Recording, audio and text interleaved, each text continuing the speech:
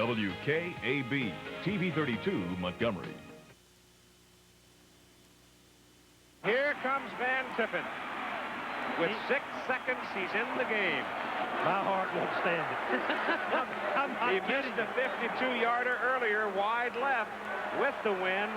This is 52 yards into the breeze. Not strong, but there's some. The kick is up. Long enough. It's long enough, and it's good. He made it.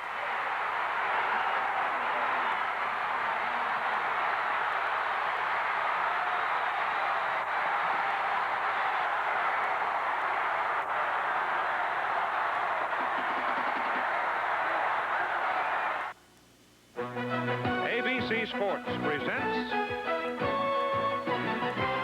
the 51st playing of the Iron Bowl, the Alabama Crimson Tide and the Auburn Tigers on CFA College Football.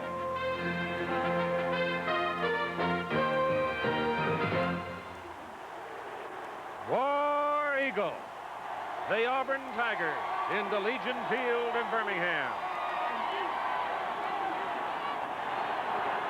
They're the visitors today, this year, wearing the white uniforms today in this 51st renewal of what is called the Iron Bowl. Auburn located to the south, and Alabama, of course, over at Tuscaloosa, and the stadium is split 50-50. And it may be one of the noisiest football stadiums every year at this time that you'll ever want to try to be heard from. This is one of the games that is a traditional in capital letters. It is the kind of game in which the players will oftentimes perform beyond their norm. It's an event that produces echoes lasting a year. Alabama coach Ray Perkins puts it this way. I think it means a great deal. I think it's something that the very lives of the people around the state of Alabama revolve around. Does have the attention of everybody in this state and throughout the South, because you can hear it all the way to Memphis. It has been a couple of weeks of some sharp jabs from both sides, too. Not the usual happy face that you like to see when you come to a traditional event like this.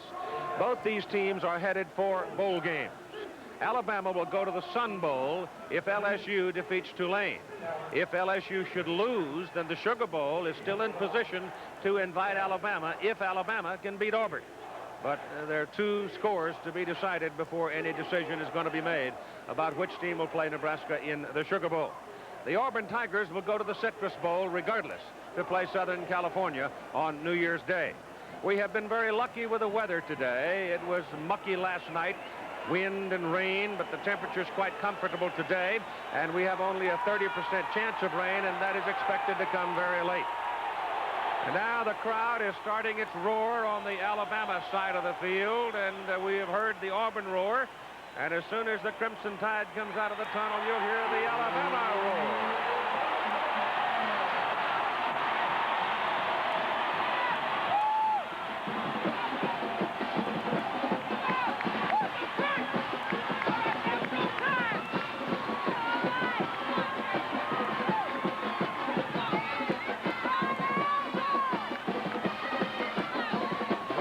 Say they're in good form. They're both loud.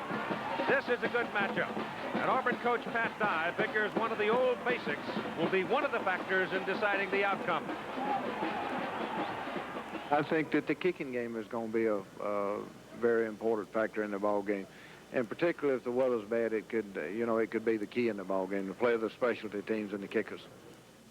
Now let's enlarge on some of the other key factors in this ball game with Tim Brent. Keith, over the last 4 years, this game has been decided by a total of 8 points. As a matter of fact, over the last 4 years, Auburn has scored 84 points, Alabama has scored 84 points, and both teams have won twice. Again this year, the 2 teams match up extremely well. Both have good team speed, solid kicking games, and they have the 2 best runners in the Southeast Conference. Auburn has Brent Fullwood, Bobby Humphrey of Alabama. They are, in fact, right at the top of the SEC as runners. Now, some things we have to watch here this afternoon. Number 1, Alabama's offensive line. It is really banged up. Case in point, quick guard Larry Rose had arthroscopic surgery on Monday. He will not play. Alabama center Wes Neighbors. He has a broken right hand. He will play. He'll snap the ball left-handed. And strong tackle Gary Otten is out with a hamstring pull. He is not expected to play either. So Ray Perkins obviously is concerned not only with the blocking schemes, but also with pass protection. The key when we have the ball and their defense is on the field, I think is going to be how we pass protect when we choose to throw the football, because I think we're going to have to throw, and I think we're going to have to be successful at throwing the football, because they've only given up 2.7 average on the ground, and that's not a lot. And so as far as going into the game and thinking you can run the ball every down, this is not one of those type games. This is a game where we're going to have to throw the ball and mix it in with a run and do it successfully. And that's not the only problem that Alabama will have today. I think they will have to pass and pass effectively to win, but they also have to stop Auburn's passing game. Auburn quarterback Jeff Berger has added a whole new dimension to this Tiger attack. He has an outstanding wide receiver in Lawyer Tillman. Berger has passed effectively, and when they hook up, that just opens things up for the running back Brent Fullwood. Now, if there is an advantage in depth, that has to go to Alabama. Alabama has an awful lot of players, and Pat Dye is well aware of the fact or the number of people that Alabama plays. The depth at linebacker would be the only place that I think it might be an advantage for them, because they play 10, 11 linebackers, and they're all good, and it really enables them to keep those guys fresh, and they are playing, and they're just as quick and effective in the fourth quarter as they are in the first quarter, and that's got to be some advantage for them.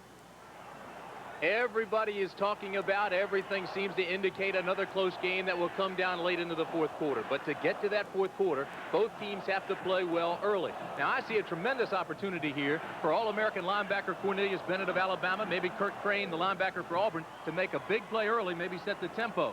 I think that about 10 minutes into that first quarter, we'll have a pretty good indication of how this game's going to go, Keith. Well, it might be another game when Walter Mitty shows up, too. Remember, Gene Jelks did it last year as a freshman, ran for 192 yards. You never know in these traditionals. The series record looks this way. Alabama has a considerable edge. Bama won last year on that 52-yard field goal as time expired. CFA College Football. This ABC Sports exclusive is brought to you by the Heartbeat of America, today's Chevrolet. By Coors and Coors Light, beers with a difference worth tasting. By Howard Johnson Hotels and Lodges. And by the makers of Prestone 2 Antifreeze. Don't push your luck, change it with fresh Prestone. I know college is important, but even if I could afford it, I don't think I'm ready. I'd like to know what I want, see what I can do.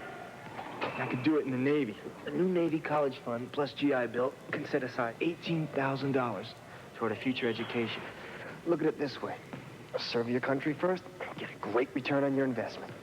The Navy Sea College program for qualified high school diploma graduates. See your Navy recruiter or call 1-800-327-NAVY. Muggsy, stay. Make sure your auto insurance is under control when your car's not. Have your Prudential representative give you a fast, free pro review of your coverage. Are you covered? I don't know. You'd know with a Prudential Pro Review. The right coverage is no accident. Oh, Muggsy. Get a Pro Review from the Prudential and get a piece of the rock. Nice boat. Well, we're ready to play football at Legion Field in Birmingham. Alabama won the toss. They elected to take the kickoff in the second half, so Auburn will be receiving the opening kickoff. Van Tiffen to kick it, and Brent Fullwood, who is one of the outstanding running backs in the country, is deep to receive it. Oftentimes you don't see the big back, the key back there returning kicks. But in this one, Fullwood is there. And Tiffen hits it to Fullwood. We test him right off the bat. Down he goes hard at the 17-yard line. A driving tackle by cornerback Todd Richardson. And Auburn comes out with Berger at quarterback, Agee at fullback, Gaines outside, Fullwood, the big tailback who can cut and slash and run with the best. And one of the most acrobatic, exciting young receivers in college football, Lawyer Tillman, figures to show up today. He's a Baryshnikov in cleats is what he is, has tremendous concentration. He makes catches you don't believe. He never seems to lose sight of the football no matter how many defenders are around him. Auburn comes up with double wide, Tillman and Gaines, and then they flex the tight end Walter Reed to the top of the picture. Fullwood is deep in the eye.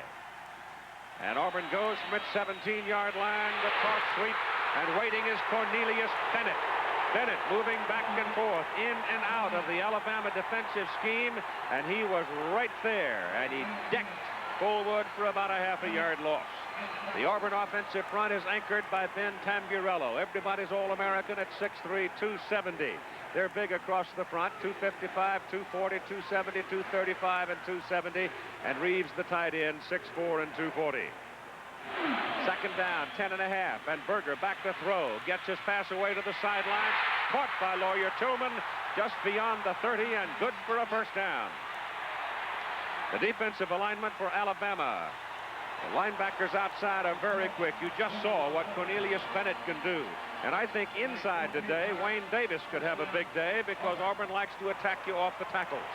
Well, Davis will have his hands full with Fullwood coming up the middle. Bennett, we said he had to make a big play early. He's already done that, but Tillman has figured in with that quick out pattern. And it's first down for the Tigers at their 31 as they send Gaines in motion. And Berger gives it to the fullback, Agee. And Tommy Agee picks up 2 yards for Kurt Jarvis, a senior from Gardendale, Alabama, brings him down. All-American Ben Tamburello, and a fellow that I think deserves All-American mention, Kurt Jarvis, and they're jawbone to jawbone. That may be a standoff all day. Tamburello, of course, the pros rate him as one of the best, if not the best, offensive lineman in the country. He's put on 63 pounds since coming to college. Was not heavily recruited. Now he's an All-American. Second down and 8 from near the 33 for Auburn. Berger is back to throw. Gets it off over the middle. Pass is caught by Fullwood. The tailback, and Fullwood's second effort will take him for a first down at the 43-yard line.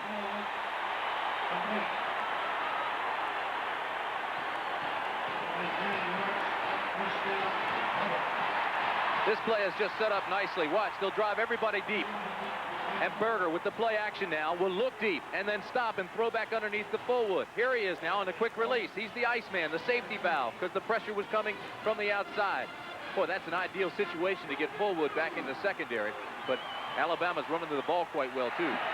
Bennett decked the quarterback just as he released the ball. First down, Berger throwing. Has time, good protection, has to go again to the short man, Fullwood. And Brett will be just across the 45 for a pickup of about 2.5 to 3 yards. Starting to rain a little bit now. It rained hard yesterday and last night, but most of the day today it's been dry. Now we get sprinkles as the game gets underway. Ball is right on the 45. Making a 2-yard pickup and call it second down and 8. Agee is out of there. They've sent in another wide receiver now. Scott Bolton, number 24, joins the alignment. Gives them 3 wide people, and Berger goes back to throw on second down and long. Pass is away. Pass caught by Walter Reeves, the tight end. The wrestling match, and the spot is up at the 47-yard line, and that's where he'll be put down. First hit was by Randy Rockwell. Randy's not the biggest guy in town to play outside linebacker for you, 6'3", 200. He was giving away 40 pounds to Reeves, and it was a standoff there for a while. Game plan, obviously, now for Auburn is to go underneath, throw underneath the linebackers on good, safe, high percentage passes. Pat Sullivan has done a tremendous job with Berger. He's gained confidence. He's throwing effectively. He's in complete control. Third down and close to 6. Fullwood hit at the line of scrimmage by Kurt Jarvis. Jarvis won that struggle in the middle. He got away from Tamburello, and Fullwood had no chance, and it's fourth down, and the kicking team is in for the Tigers. Chris Knapp in to do the punting. Knapp on the year, averaging, no, it's Schulman, excuse me. Schulman doing the punting, averaging 44 yards per punt. Greg Richardson, dangerous wide receiver back for Alabama. And Schulman gets it away with some spin on it. Richardson drifts under it, and here he comes. Down he goes, right around the 22. Only a 33-yard punt as Craig Ogletree came downfield to get him. That ball had enough hang time that Alabama gave him no help. Lean on me when you're not strong.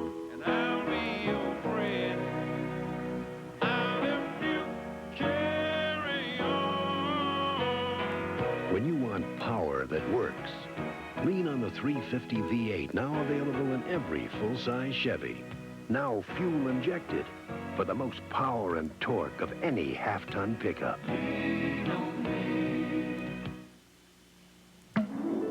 This high-performance drink cleans your fuel system to help maintain peak performance. STP Gas Treatment, the high-performance drink for your car. Driving on your old antifreeze another year can be risky. Weak, neglected antifreeze can cause freeze-up and make a radiator look this bad, while the Prestone radiator looks this good. So don't push your luck, change it once a year with fresh Prestone. On the Disney Sunday movie, Tony Randall has the wrong car, and Carrie Fisher's got the wrong kids. Who are you? Everyone's in the wrong place at the wrong time. Sunday Drive. That graphic gives you some idea of how close this series has been between Ray Perkins and Pat Dye. And Alabama comes up with Mike Shula at quarterback. Allen and Humphrey lined up behind him. The wide people are Richardson and Al Bell, and Richardson goes in motion, and Humphrey cuts it over tackle and picks up a couple of yards out to about the 24. Shula and Bell, I think, Tim, have to be involved in some big plays today for Alabama.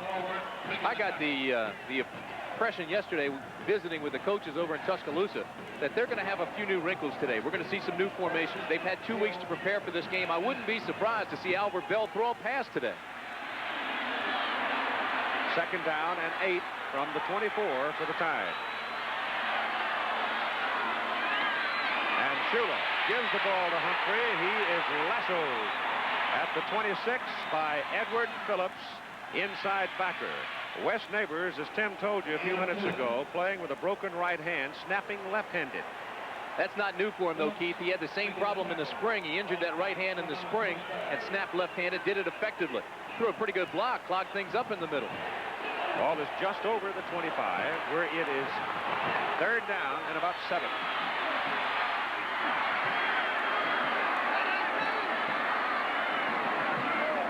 Shula back, rolls it out to get away from the pressure, gets good blocking, throws underneath. Bell is out of bounds. No good.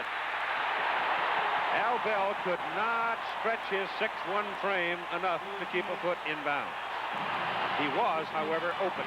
I'll tell you this, Keith, though. I was watching Wes Neighbors again on that play. I isolated on him from up here, and I'll tell you, he is struggling a little bit. He's not the same Wes Neighbors we've watched effectively early in the season. He's having a problem. He's favoring that hand. He's trying to keep it out of the way when he does block.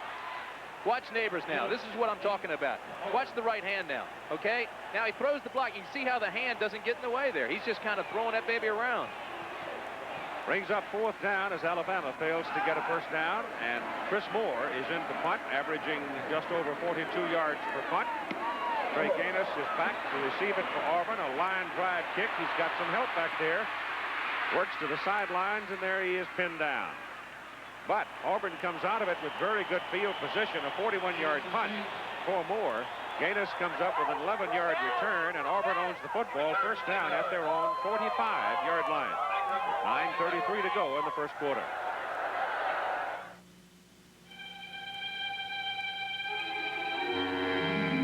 The 35mm automatic one-touch from Nikon.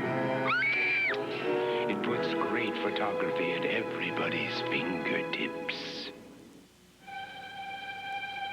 The Nikon 35mm Teletouch, the automatic camera that puts great wide-angle telephoto and close-up photography at everybody's fingertips. You might get caught out in the middle of nowhere with a dead battery, but I won't. This is a Delco maintenance-free battery, and when this green eye is showing, it means I've got all the starting power I need, up to 770 cranking amps. If you think your battery's fading fast, I'd start thinking Delco. Now through January 3rd, get a $5 rebate on most Delco batteries. See a participating AC Delco retailer for details. Never wait for trouble. It's a showdown out west. The BYU Cougars, with their explosive air attack, will try to ground their conference rivals, Air Force. Coverage begins with college football today, next Saturday.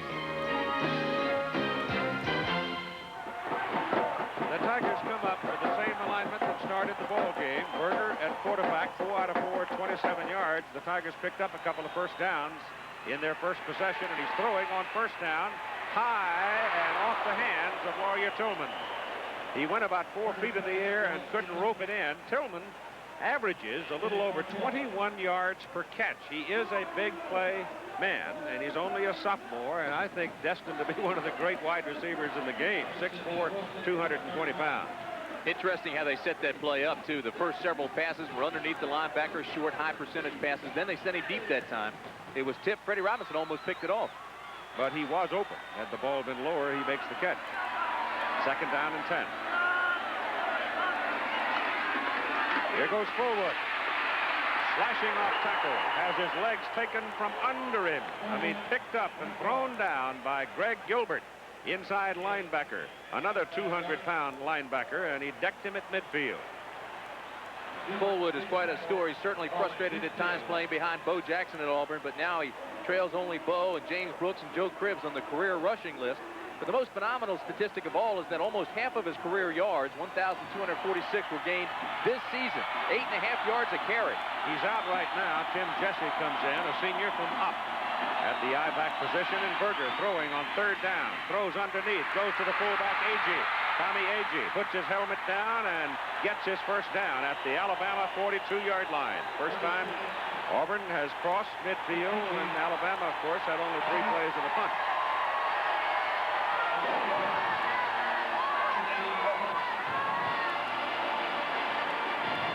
Again, Berger feels the pressure coming from the outside, takes the really quick dump underneath to Agee.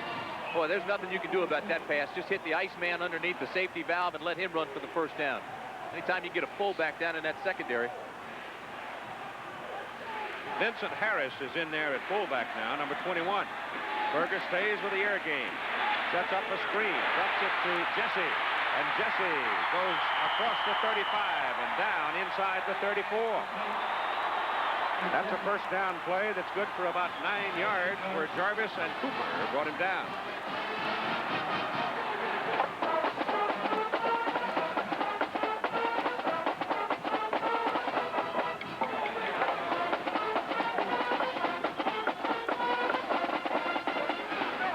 Auburn moving the football against Alabama here in the early going. 2nd down, 1.5 yards. The ball is on the 34. No score. And the ball off to the fullback, Vincent Harris, a 210-pound redshirt freshman from Birmingham, and he will have the first down for the Tigers. That'll bring Agee and Fullwood back into the game.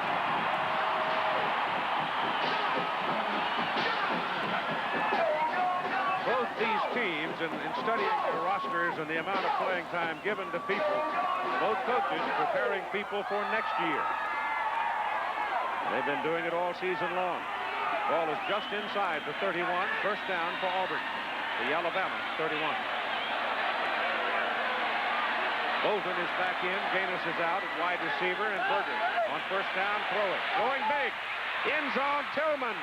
Got to be a flag. He got tangled up with the Alabama man and was denied the opportunity to get to the ball. Ricky Thomas got tangled up with Lawyer Tillman.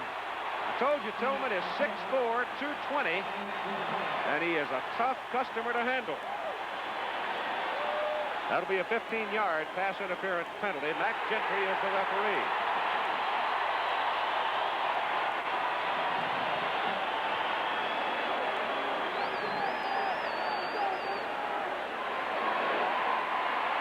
The officials for today's game. Bert Ackerman was scheduled to work as the linesman, but broke his leg, and George Morris is doing that job. Interference, defense, automatic first down. Thomas not the most instinctive player out there, but he's one of the smartest. He plays hide and seek with the quarterback, but here he gets tangled up, lost his footing, got in front of Tillman. Now watch this. Lawyer Tillman, 6'4". Thomas is only 6 foot, if that. So it's a mismatch to start with. Then he fell down and got tangled up. And Auburn is at the Alabama 16-yard line for a first down, and the handoff goes to Fullwood. Fullwood is 5'11", 210-pounder from St. Cloud, Florida, and he has about a yard on that carry. Cornelius Bennett has been all over the field. He's been a constant thus far in this ball game. In my eyes, the best defensive player in the country, bar none. He comes in so quickly from the outside and penetrates, even when he doesn't make a play. He causes anxiety, and they're thinking about him constantly on that Auburn offense. Second down and 9. Craig Gaines is back in at wide receiver. Berger fakes it to Fullwood, rolls it out, throws incomplete. And good coverage by Alabama. They were not deceived on that play action as he rolled out trying to complete the pass to his tight end, Walter Reeves.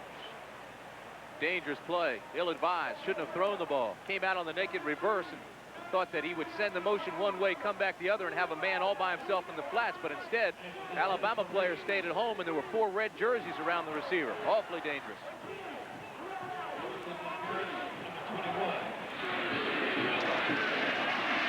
Third down. Ball is at the Alabama 15-yard line.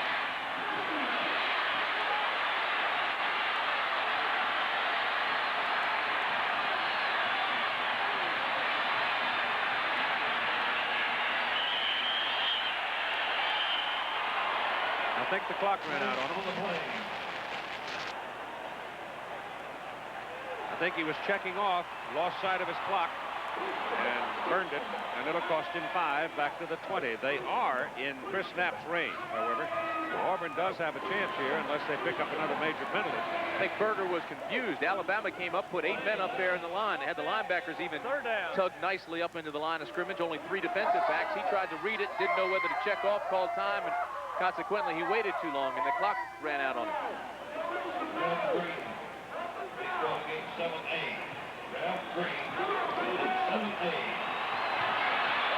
So from the 20 now, third down and 14.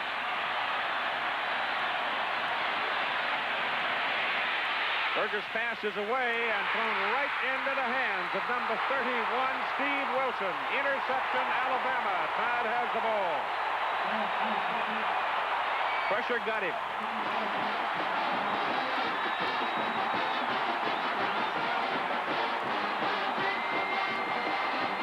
Well, you want to talk about playing hide and seek. Watch this. This time they did drop back the linebackers. They dropped back the secondary. They had 5 defensive backs in there.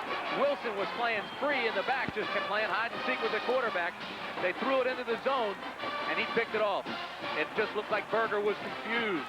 Again, it was a poorly thrown pass.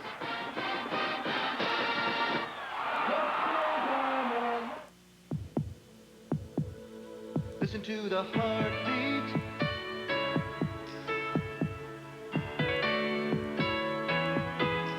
Listen to the heartbeat of America. When you're ready for the real world, put yourself in today's Chevy Sprint and listen to your heartbeat. Heartbeat of America. That's today's Chevrolet.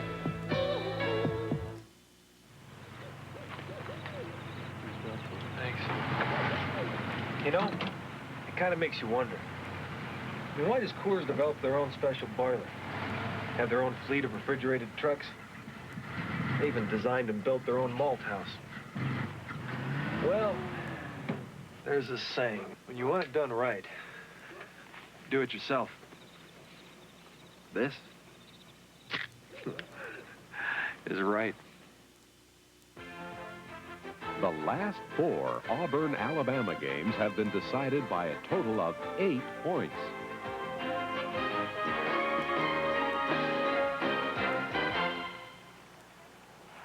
Here's the 4th quarter touchdown which decided the Georgia Tech game today.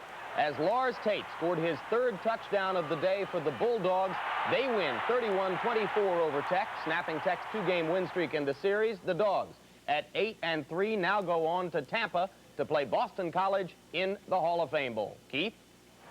That might be a pretty good ball game. Boston College and Georgia. Both teams finishing strong. Alabama now, first down at their own 19 off Steve Wilson's interception. Shula, Humphrey, and Allen in the backfield, and it's Humphrey. Not much. Maybe a couple. The offensive front for Alabama. Some changes there. Drew Morgan, 280-pound sophomore, is playing in place of Larry Rose, who had arthroscopy on Monday on his knee and is out, probably back for the bowl game. Wes Neighbors, as we've documented already, playing with a broken right hand. And Gary Otten is not in there because of a hamstring pull. 2nd down and 8 for the Tide from just outside the 20. There's that little delay. Humphrey pops it big, got a great block, and he's loose on the sidelines. And he is finally shoved out of bounds at the Auburn 32-yard line by Sean Morris. 48 yards. 1,267 yards for Bobby Humphrey this year. This from a young guy that had 7,000 yards as a high school player. You can only speculate how good he'll become. Watch the cut he makes inside. Goes back to the left, cuts across the grain. Now looks for a block. Now watch Richardson to the right of your screen, number 17 in red. Here he comes. He tries to throw the block to free him. Doug Allen, the fullback, carries from the 32 down to about the 29 of Auburn. Give you an idea of the kind of player Humphrey is. There's your Auburn defensive alignment with Crane, Kurt Crane, who transferred to Auburn from Memphis State, has been a towering figure in their defensive front this year, along with Tracy Rocker, a big sophomore. What a great name for a defensive tackle, huh? Rocker. But Humphrey, his first 3 carries, he went 2, 2, and 2, and we've got an Auburn man shaken up on the play. But his 4th carry, he went for 48 yards.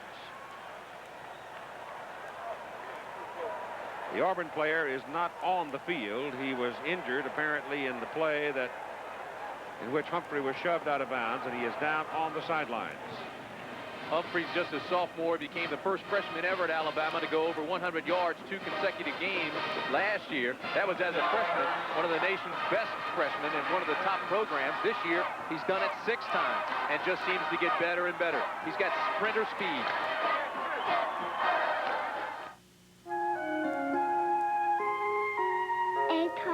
A tiger has black stripes. A tiger has a brown nose. We saw a rhinoceros. Kindergartners across the country are reading as much as 2 grade levels above the national average because of an IBM learning program called Writing to Read.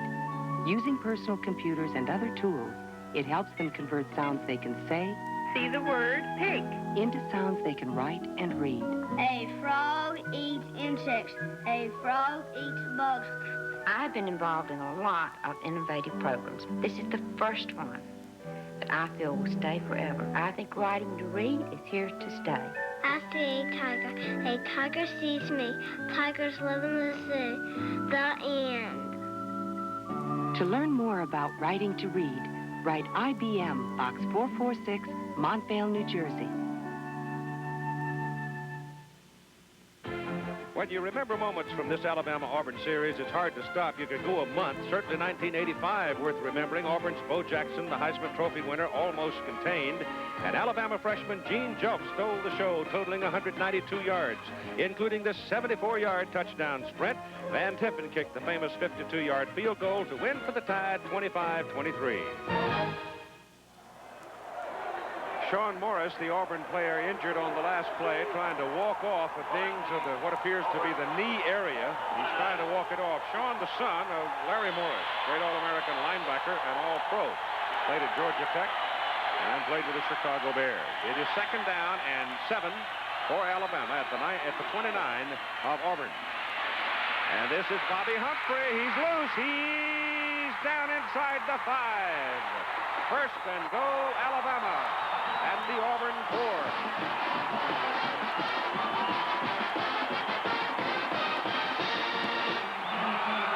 I want you to watch something as you watch Bobby Humphrey run. He says Marcus Allen is the pro he likes to watch or emulate. And you can see some of Marcus Allen in him. See how he plants that foot, the balance, the low center of gravity? Now watch. He sees the end zone. He's just going to split the 2 defenders and try to sprint there. He now has 80 yards in 5 carries. And it's 1st and goal, Alabama.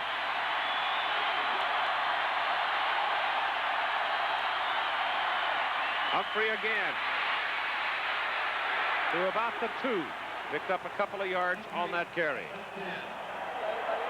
So this possession has been all Humphrey. Brought down by Kurt Crane and Nate Hill for the Tigers. There's Pat Dye. Ray Perkins fell on the other side. I'll tell you what's impressive about this drive is the fact that Alabama is moving against Auburn's defense, which is #1 in the conference. It allows less than 10 points a game and 98 yards rushing. Humphrey cuts it back and will go down about the line of scrimmage. So it'll be 3rd down and goal for the Crimson Tide. And Al Bell is trotting onto the field now. He was out of there. Whitehurst was in. And Bell is obviously bringing a play. Bell's that big play type of guy, too. You know, every time he touches the ball, he almost gets a first down or a Replacing touchdown. Humphrey. That's an unusual switch, isn't it?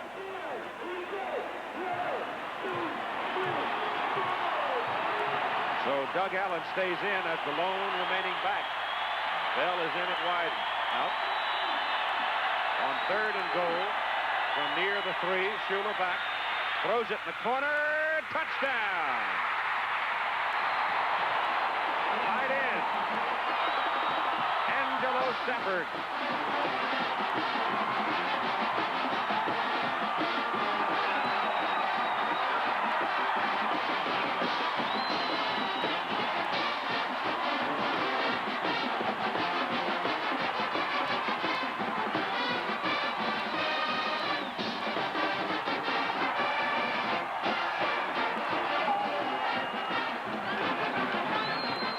Is in for the extra point. Van Tippen trails Tim Lasher of Oklahoma by 1 now. He has 134 consecutive PATs. Lasher has 135, which is the NCAA record. So Van Tippen has a chance today to pass Tim Lasher. Here's the touchdown again to the left side. Stafford is the tight end. It's a crossing pattern, not a pick, a crossing pattern. But he's 6'4", isolated on Crane, the linebacker, and just goes up and plucks it out of the air. All right, watch him now, the top of your screen. You'll see him, here comes the linebacker, Crane on it. Now the two will cross, he'll come free, past Crane, right there. And the ball was perfectly thrown. Talking about extra points, too, Keith. Alabama now has kicked 192 consecutive extra points. That is an NCAA record. Tide hasn't missed an extra point since 1981. 2 minutes and 53 seconds to play in the first quarter. Alabama breaks on top, 7-0. It was an absolute tip that Alabama was going to throw the ball when Al Bell goes in to replace Bobby Humphrey. Humphrey did most of the work in that possession to get in the end zone. But then they crossed up the Auburn defensive people by going to the tight end, Angelo Stafford. That's James Joseph, number 10, the deep man, and the steady little drizzle continues to fall. He fields it and drops it at the 10, and then finds some daylight and gets a good return on it back to about the 27.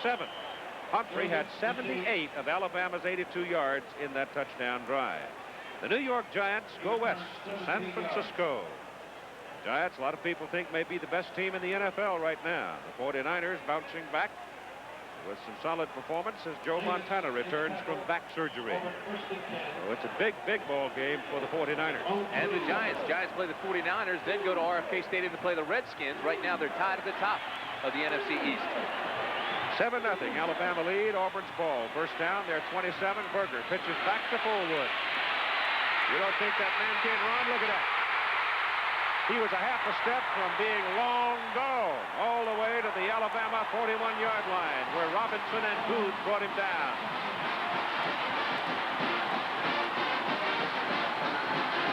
Well, I tell you what, the senior from St. Cloud, Florida has tremendously quick and decisive instincts, good vision, and escape quality, which frees him up from one-arm tackles. Look at him break through there. Now he, too, tries to split the two defenders. A 31-yard run for Fullwood. And the Tigers are on the Tide side. Handed inside to the fullback, not much there for Tommy Agee. Maybe a yard and a half as he gets just over the 40. Greg Gilbert, the inside linebacker, made the tackle. Legion Field in Birmingham. Let's pause 5 seconds for our local stations to identify themselves.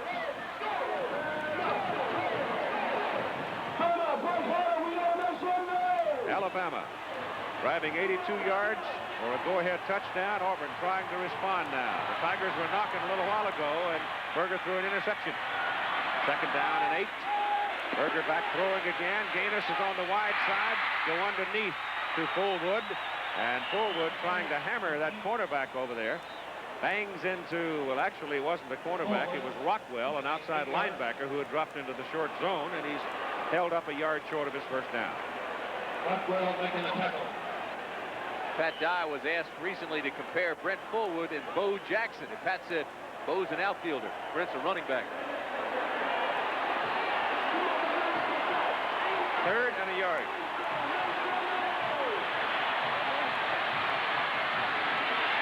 They give it to the big man, Reggie Ware, in at fullback, a 245-pound junior, and he's following his line surge for what appears to be a first down. A minute and 7 remaining in the first quarter. Alabama jumping on top, 7-0. Tim Jesse and Vincent Harris now come into the Auburn backfield as Pat Dye shuffles his players to keep them fresh. Both sides figure this is going to be a fourth quarter game. Back goes Berger, throws the ball, and first down, and Tim Jesse out of the backfield pulls it in at about the 25 with Cornelius Bennett and Greg Gilbert bringing him down. Now let's join Al Troutwig. Okay, when Auburn gets on defense, they'll be without for now number 20, Sean Morris. He hyperextended his knee. They've taped it up, but he's pretty gimpy along the sidelines and pretty angry about not being able to take part right now in this game. He's been tossing his helmet and walking around and limping. We may see him again, but I just don't know how effective he'll be. Back to you. Thank you. Inside goes the fullback Vincent Harris, and Harris is going to have another Auburn first down, and they're finding daylight in the middle now as he gets inside the 20. Games like this with the rivalry as it is, those injuries don't seem to hurt as badly. They have a way of healing quickly, and a lot of those guys come back into the ball game, and I suspect we'll see Morris again quickly. Vincent Harris is taken out of the ball game in a hurry and gets a chewing out on the sidelines because he got a little hot and was gesturing. And this is not the time nor the place for that. Got to control you play in controlled anger in a circumstance like this as time runs out in the first quarter of play. Packed house, Legion Field in Birmingham, Alabama. And after one period, and a very quick period, Alabama 7, Auburn nothing.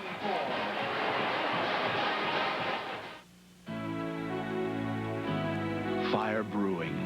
It's more than a way to make Stroh's and Stroh Light.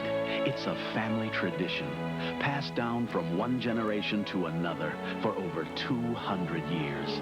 It's what guarantees that smooth, consistent taste for generations to come.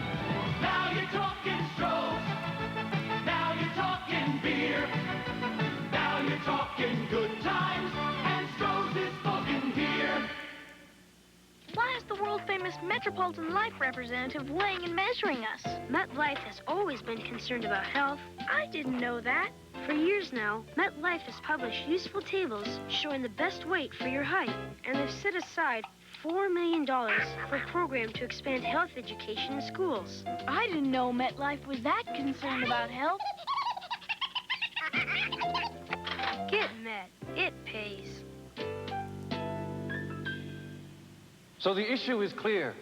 Sony Video 8, the system of the future, or VHS-C, the compromise of the past. Now, as we've seen, the new Sony Handycam with autofocus and zoom gives you a measurably better picture, far superior sound, twice the recording time, and on Sony video cassettes, your memories are safe. While on VHS-C, they could be fleeting. I rest my case. The Sony Video 8 system. Judge for yourself. You're about to discover one reason no other long-distance company can give you what AT&T can. You'll see something that lets us offer you a distinct advantage. What is it that helps keep us at the cutting edge? Betsy Thompson. I'd be glad to assist you, Mr. Green. And thousands like her who handle AT&T cards, billing questions, 800 numbers, any service you need. I'm glad I could help. For over 100 years, when you reached out, we were there, and you can keep it that way. AT&T, the right choice. We go to the second quarter of play. The Crimson Tide 7-0. Auburn's ball. First down at the Alabama 18. Morris is still trying to shake off a hyperextended knee. Defensive back to Auburn. Berger has Agee and Fullwood behind him. Pitches the ball to Fullwood. Cuts it back. Down. Touchdown, Auburn.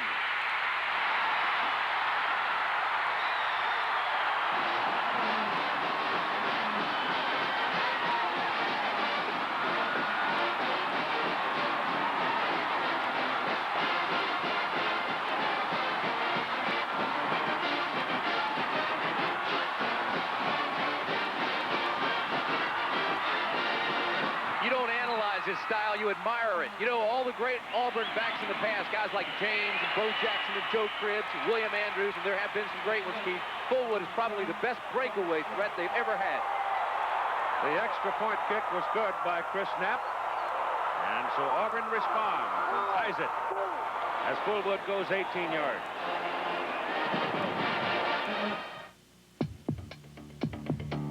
Listen to the heartbeat of America. Listen to the heartbeat of America. When you know what you want, put yourself in today's Chevy Cavalier and listen to your heartbeat. The heartbeat of America. Chevrolet. That's today's Chevrolet. Thank you for calling Bob's. I need my VCR fixed. Please direct any service questions directly to our distributor in Indonesia. Got any trees? With many audio and video products, good luck finding good service. But at Curtis Mathis Home Entertainment Centers, we promise you quick response and dependable service. You see, our terrific audio and video products aren't the only reasons it's worth coming to Curtis Mathis. Curtis Mathis, is it really worth it to go anywhere else? A couple of high-powered Joes, key players in one of the season's key matchups. The New York Giants and the San Francisco 49ers, Monday night. In Auburn's scoring drive, Brent Fullwood had 57 of the 73 yards, 50 rushing, 7 receiving. In Alabama's scoring drive, Humphrey had 78 of 82. 57 he had on that drive. He needs just 69 yards rushing today to move ahead of James Brooks in the second place on the all-time season rushing list. Bo Jackson, of course, holds the record. And the Tigers now will kick it off. Chris Knapp kicking to Bobby Humphrey. So the two great running backs both stood tall in the early going. This one will be taken by Doug Allen, a fullback, back inside the 5, and Allen gets the boom lowered on him at about the 21-yard line.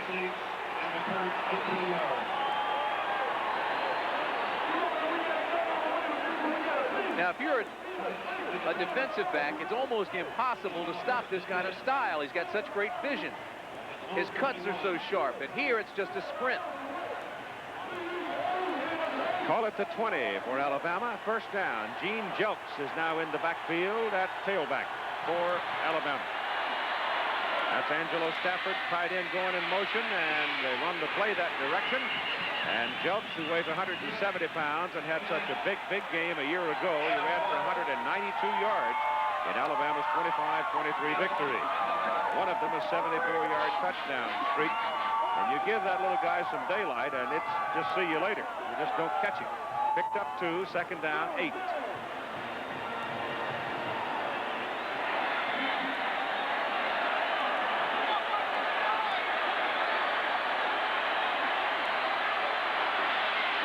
Shula gives it to Jelks. And he's across the 25 to the 26, where Andre Bruce, a junior from Montgomery, outside linebacker, brings him down. Auburn lists their defense as a 3-4, but those backers play right along the line of scrimmage, so it's effectively a 5-man defensive front. It's a multiple scheme. Both defenses have been moving things around, showing a lot of different pictures, trying to confuse the quarterbacks. They're using a lot of combination defenses as well. Third down, 4.5. Jelks in motion. Shula passing. Jelks drops the ball. Couldn't hold it on the hard hit from Alvin Briggs, a junior from Greenville, Alabama, and the kicking team comes on. Remember one of the great players in Alabama history, Billy Neighbors? Here he is with Al Trautwig. Absolutely right. Billy was part of an Alabama team that shut out Auburn for 3 straight years. Billy, are these days as good as what you remember as the good old days? Well, yeah, they have a lot better, more skilled people now than they used to have when I played, and they score more points. But the 3 years I played at Alabama, Auburn never scored on us. And Billy, your son didn't pick up the rattle with his left hand in the cradle. He's out here hiking the ball with his left hand today with that broken right hand. Well, that shows his great athletic ability to be able to snap the ball with his left hand. Billy, thanks. Keith, up to you. Punt is fielded by Trey Gaines. Auburn again is going to have very good field position as Gaines turns it up and crosses midfield and gets the ball down to the Alabama 42. A 39-yard punt by Chris Moore, but a 23-yard return. And it's Moore who knocked him out of bounds. These two teams are just getting warmed up. It looks as if Auburn now is just taking it out of first gear, pumping it into second. Good field position again, driving on Alabama after they have just scored. Make it the 43. The ball is closer to that hash mark at 13-13 to go in the first half. Tim Jesse and Vincent Harris in the I formation. That's Lawyer Tillman in motion. And Berger gives the ball. Here's the reverse. Coming around. Scott Bolton. Bolton has a block on the corner. They get great leverage coming around on the reverse. And Auburn has the football. Down at the Alabama 21. Jim Thompson, left tackle. Big block on Chris Good. Thompson, number 54. Watch for that number. Boy, anytime the play goes away from you, you're the trail man. You've got to stay as wide as the running back. You can't let them break containment. There's nobody on the corner. This play goes for 21 yards, and he stepped out there. That's where they're going to bring it back to the 21-yard line. But I'll tell you, you can't break containment. If the play goes away, you've got to keep outside leverage, straddle the outside leg of the running back going away from you so that if it does come back, you're standing at home to make the play and force it back inside. There was Alabama absolutely man not down a soul on the out there. sidelines, you see. 20-something, see his number? Might be Freddie Robinson. That would be a serious loss then. It is Robinson, but he's going to run. I think he just got caught under the pile and got the air squeezed out of him. This is a Hayes modem. Plug it into ordinary phone lines, and you can send financial projections to the PC down the hall, or locate a single part anywhere across the country. Make airline reservations, send or receive electronic mail, or access millions of pages of data, from company profiles to every fact in the encyclopedia. The Hayes modem. It's like sending your PC to college for under $600. Listen to the heartbeat of America. Listen to the heartbeat. When you want to feel the thunder, put yourself in today's Chevrolet Camaro IROC Z and listen to your heartbeat. The heartbeat of America. Dave Chevrolet. Auburn rolling up the yardage. They've got 10 first downs to 2 for Alabama.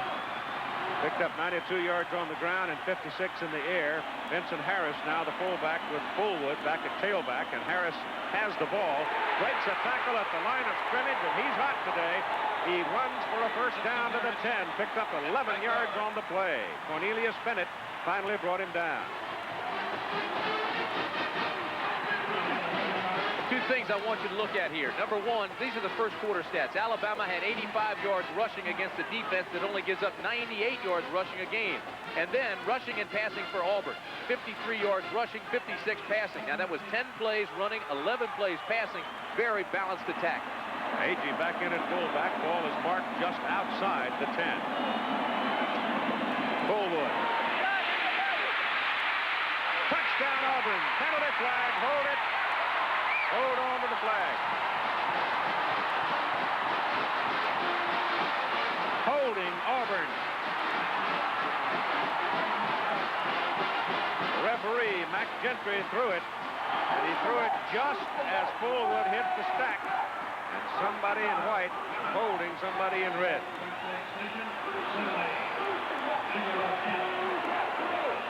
Wipes out the touchdown.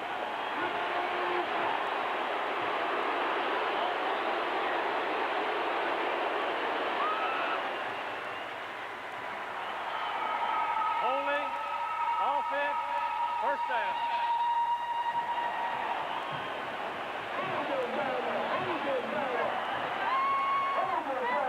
Ball comes back just outside the 15-yard line. Still first down. They can get a first down without scoring by about a half yard. Berger to Fullwood. That's a good defensive play by Chris Good, the right corner, number 36, as he came rolling under forward and took his legs away.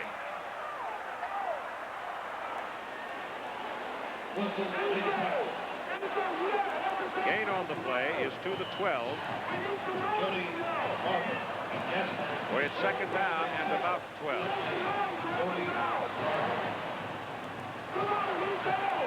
And we go inside 12 minutes to play in the first half. 7-7 tie, second quarter.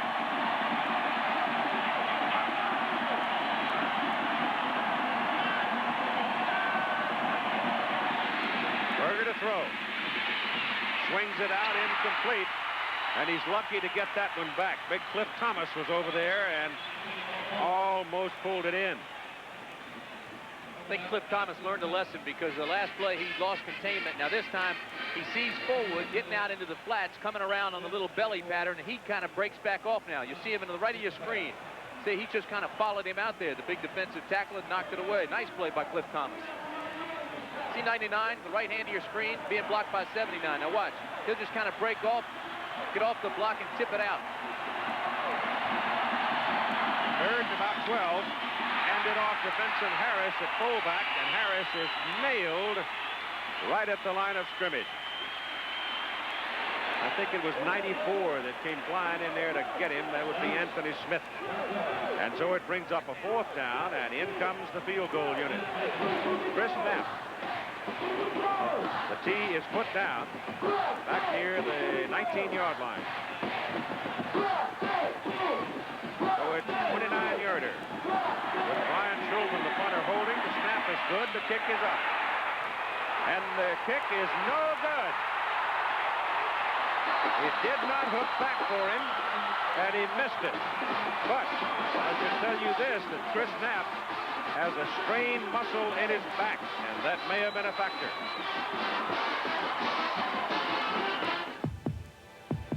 Listen to the heartbeat of America. Listen to the heartbeat of America. When you've got what it takes, put yourself in today's Chevrolet Celebrity Euro Sport and listen to your heartbeat.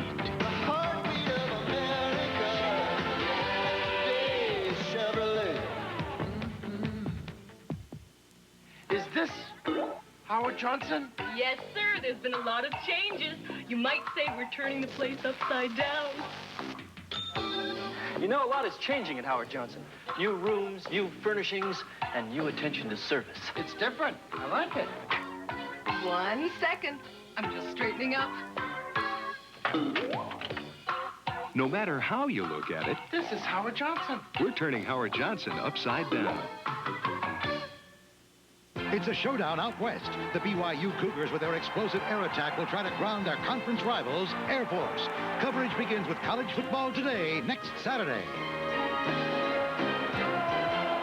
Chris Knapp on the sidelines, missing that 29-yard field goal. A chip shot for him, but he has a strained muscle in his back. And it's hard to tell from here whether or not it's hurting him. No, but what we can tell is that he did not practice 2 days this week. They just held him out. He didn't practice until today. Now, if he has problems, they're going to bring in Chris Dickinson, who is just a freshman. And they said he punted or was kicking the ball extremely well this week. He may get a shot here. Alabama takes the ball at the 20. First down for the Tide. Give it to Humphrey. And he'll pick up 3 yards on that carry. Brought down by Craig Ogletree, a freshman from Barnesville, Georgia. Auburn has been inside the Alabama 20-yard line now 3 times in this ball game, and they've scored only 7 points. You cannot waste opportunities in a game like this.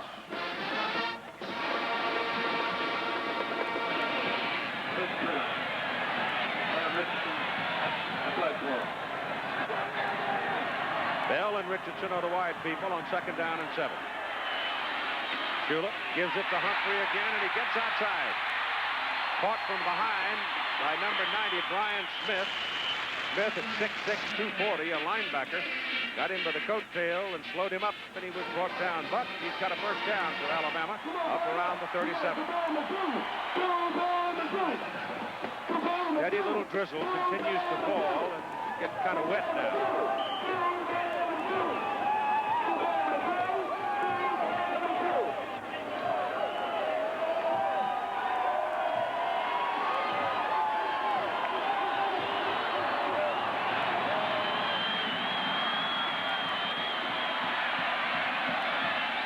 Shula throwing on first down. To the sidelines, too high, intended for Greg Richardson. He was scanning the field and looked back and saw Richardson, and by then there was coverage there as well, and Mike may have just thrown it away. It's been somewhat of a frustrating year for Mike. They were cruising along, undefeated, 7-0 when they lost to Penn State. 2 weeks later, they lost to LSU. And he's thrown 14 interceptions this year and only 11 touchdowns. It's unusual to see him throw more interceptions than touchdowns. He makes very few mistakes until this year. He hadn't played terribly well since the Penn State game. Penn State handled him in that ball game. Second down and 10. Pressure coming. Shula gets it off. Underneath. Pass caught by Bobby Humphrey. And Humphrey is hit and knocked ahead for at least a yard, but it is short of the first down. Craig Ogletree was the man firing up the middle, forcing Shula to hurry to play. Ball is marked at the 43. So they need just about 4 yards on third down.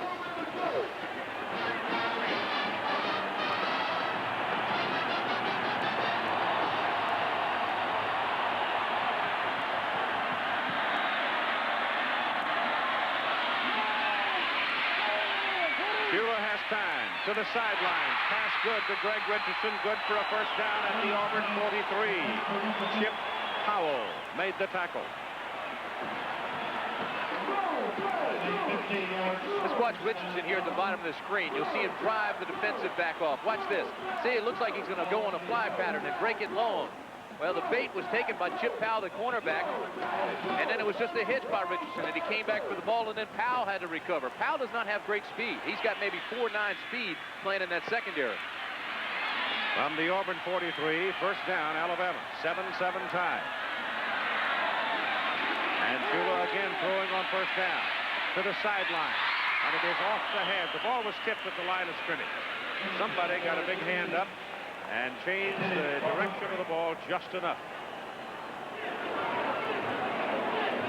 You know, Shula's going to have to look deep soon. He's got to set Richardson on Powell. Anytime he's got Richardson on Powell, one-on-one, he's got to take him deep. Powell can't run with Richardson. It's a mismatch.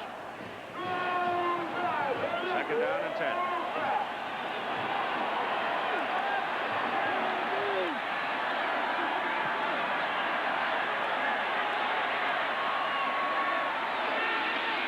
Humphrey.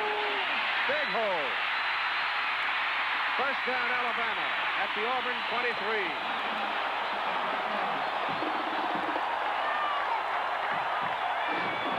Humphrey now on 10 carries, 119 yards. Watch Humphrey right here. Little delay. All right, now right. He'll stop. He'll shop. He'll see the hole. Now he'll cut back to the outside. Once he gets out here, 17 Richardson's now lining up to throw a block. See 17 there? And he sets it loose. What a day he's having, Humphrey. Let's call it the 24s, just inside the 24 hash mark. Jelks is in the backfield. Humphrey gets a breather. Jelks with the ball. A hard couple of yards. Robert Goff, a junior out of Bradenton, Florida, made the tackle for Auburn. And now Humphrey comes back. Boy, what a combo. Humphrey goes out, Jelks comes in. You know, we saw Jelks run for 192 yards and a touchdown against Auburn last November 30th. He's a great player, too. Humphrey comes back now. Apparently got some equipment troubles.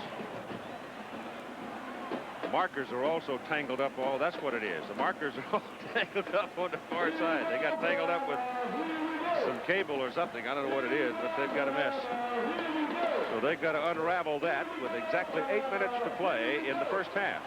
Alabama and Auburn all even at 7-7. But Auburn has been inside the Alabama 23 times. Once they were turned away by an interception.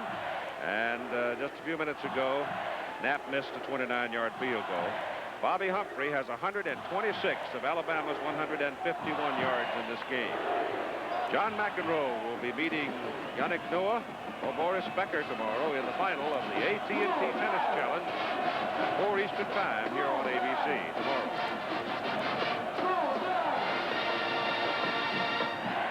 Now we've got it untangled, got the knot out of it. And the ball is at the 22, where it's 2nd down and 8 for the Tide. Humphrey is in. The lone back. Look out for Bell. He hasn't seen the ball yet. Bueller looking for him, can't find him, throws underneath to Humphrey, and he is dragged down at about the 19 by Edward Phillips, one of the inside linebackers for the Tigers. Now Doug Allen comes in at fullback, and Angelo Stafford, tight end, comes out. So that sets up a little different offensive alignment for Alabama. But Ray Perkins admitted yesterday that they have put in some new wrinkles. I see one here. 3rd and 5. Humphrey. That's a sweep. Old-fashioned power football. Looked just like a single wing coming around there, and he's got a first down as he punches it down to about the 12. Kurt Crane made the tackle for the Tigers.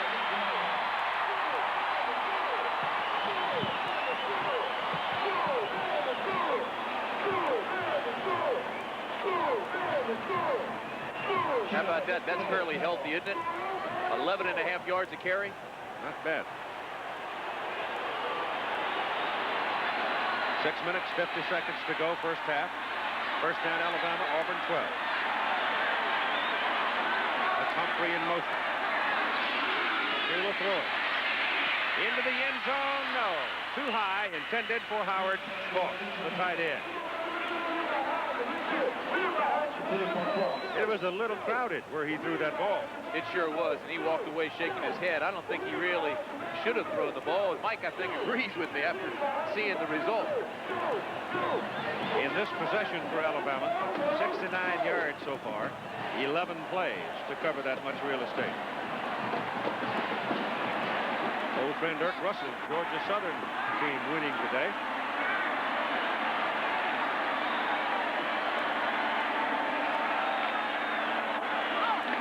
Bueller gives the ball to Doug Allen. And Allen will take it to about the 7. That's a 5-yard pickup where Kevin Porter brings him down.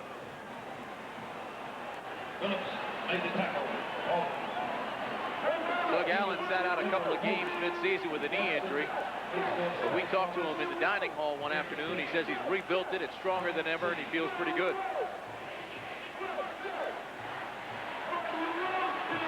Third and 5. Ball at the Auburn 7.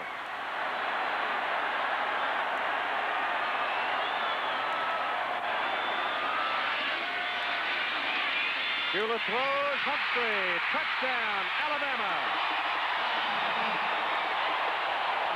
Penalty flag. No, there should have been a penalty flag, Keith, is what I'm saying. There should have been. There was a pick play that's illegal, and it wasn't called. It looked like a pick play, I'll tell you that.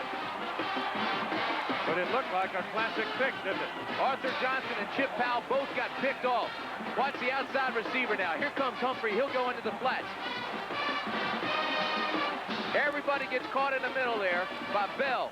Seeing right away. See the hands pointing. They're saying, hey, boo, he can't do that. He cut me off. It's a screen. It's a pick. All right, Van Tiffin now trying to tie Tim Lasher with 135 consecutive PATs, and he's done it. And Alabama goes to the lead 14-7. When I saw that pick, I just figured there was going to be a penalty flag somewhere in the crowd, but it didn't come. It's the offensive man's responsibility to get out of the way, to avoid contact. Here he takes out both men. That is an obvious pick. No call. 5 minutes and 51 seconds to go in the first half. 14-7 tied. This little movement reflects pure genius. The genius of the Minolta AF Tele camera. The genius of the very first autofocus auto everything compact to build in 2 lenses, one standard, one telephoto, motorized at the flip of a switch. Minolta AF Tele gives you brilliant 35mm pictures of someone close or even closer. Make the creative choice. Minolta AF Tele. Only from the mind of Minolta. There's a time to think about life insurance, and State Farm is there. I'm State Farm agent Mike Callan. The biggest reasons young parents start thinking about life insurance are kids. Parents want someone who can explain life insurance and someone who knows how to listen too, so it'll fit their needs. And as a family's needs grow and change, they want someone who will be there to keep that life insurance up to date. That's why they come to State Farm agents. And like a good neighbor. And that's why they stay. State Farm is there. He beat Yvonne Lendl to get there.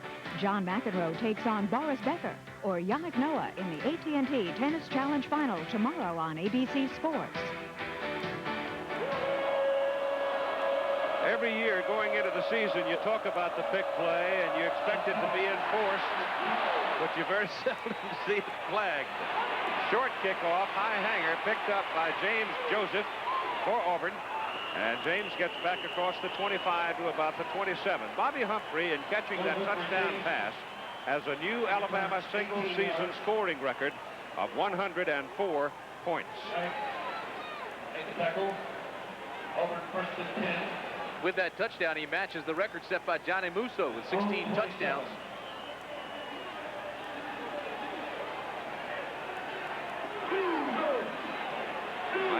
Actually, that doesn't qualify, though. That's rushing touchdown. Yeah.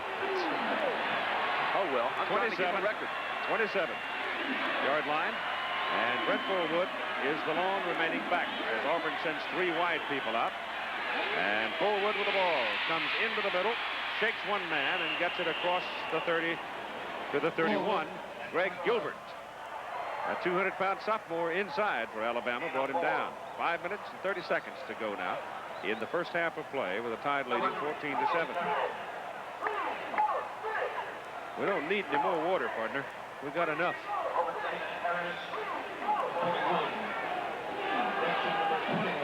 Second down and 6. Vincent Harris, number 21, in at fullback now.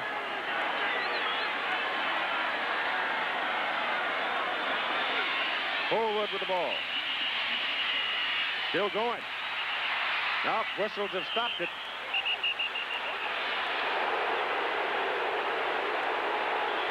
Inadvertent whistle. I don't see a flag. Yeah, there is over here on this side. Procedure call against Auburn. Flag was thrown on the near side of the field.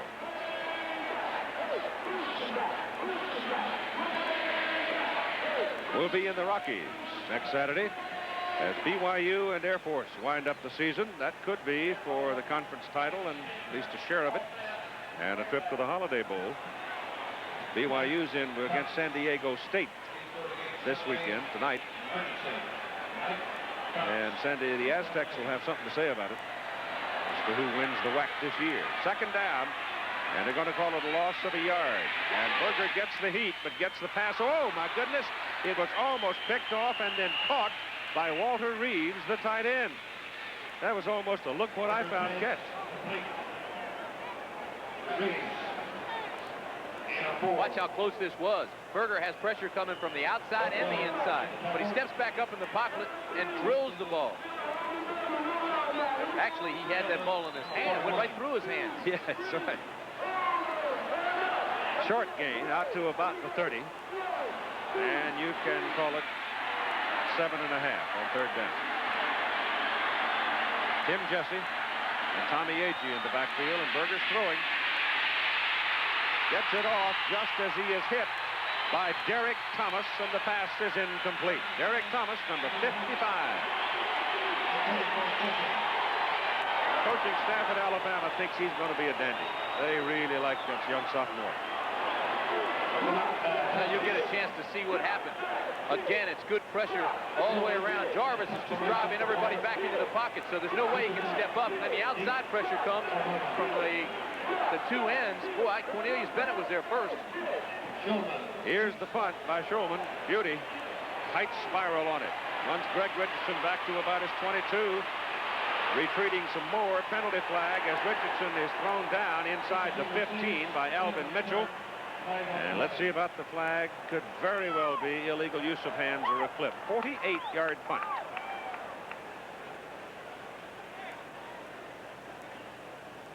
4 minutes to go in the first half. Richardson retreating, trying to pick up some help. Gave up about 8 yards on the return, and it is clipping against Alabama. Alabama now has just set a school record. That's 70 penalties for the year, breaking the record set back in 1961. Flipping, return team, half a distance, first down. Part of our halftime, as Jim Lamper told you earlier today, a roundtable discussion regarding playoffs or collegiate football, the eternal subject. Alabama has been penalized over 600 yards this year. That's a lot. Ironic part of that, Keith, is their worst day was against Tennessee. They romped. Their best day was against Penn State, and they were shocked. On first down from their 6 after the penalty, this is Bobby Humphrey. He may be on his all-time career day right now as he runs the ball out past the 26 for a 20-yard pickup. Humphrey and Fullwood are both putting on a show today. This is a clinic. Again, it's good blocking. There's the hole. But see, now he's doing it all on his own. He breaks 2 one-arm tackles. To take a guy like Humphrey down, you have to wrap the arms. You can't do it with one arm. You have to wrap both of them. And Alabama with some daylight now behind him on first down. Shula dropped the ball, and Mike has to pick it up and tries to make something out of nothing, and he'll go down just about the line of scrimmage. Humphrey with his runs today, a 48, 26, 20, and 20, and his total yardage is 145 with 3:19 to go in the first half. And again, we repeat it, it's against the top-rated defense in the SEC, Auburn. Yes, sir, the Tigers will knock your hat off. They're tough. Second down, 10. And Shula does not like what he's got and spends a timeout, stopping the clock at 2:57.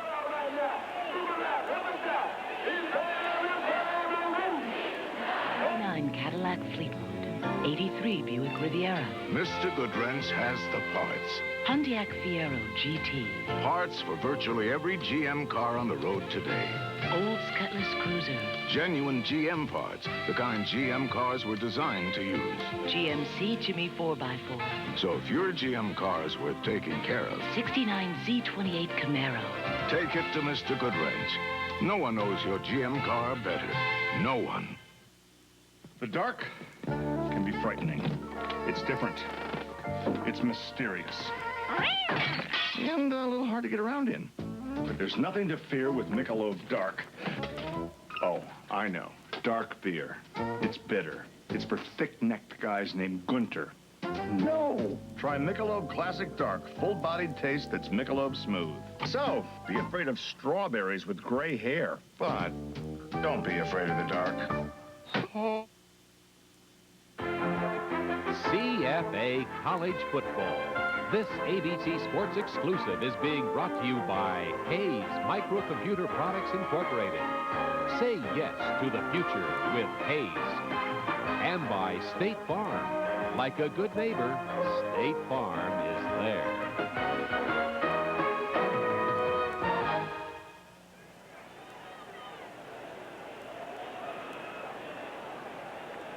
The time remaining is 2:57, as you see. Auburn inside the Alabama 20-yard line, turned away by a missed field goal and an interception. Scored only 7 points. Being that close, Alabama leading 14-7. Second down and about 10 for the Tide from their 26. And here goes Bobby Humphrey, and this time Auburn's got him. Led by Benji Rowland, the sophomore from Eastman. Auburn's defensive unit is young. Those 3 big guys across the front, Rocker, Rowland, Stallworth, are all sophomores. They keep eating their cornbread. They'll be man-sized one of these days. They go 260, 265, and 260. All sophomores. The offense isn't that old. Auburn's offense is made up of 4 sophomores and 2 juniors. It's third down and 7 for Alabama. Schuler rolls it out. He's got his first down, maybe dives for the marker, and it depends on what the line judge says.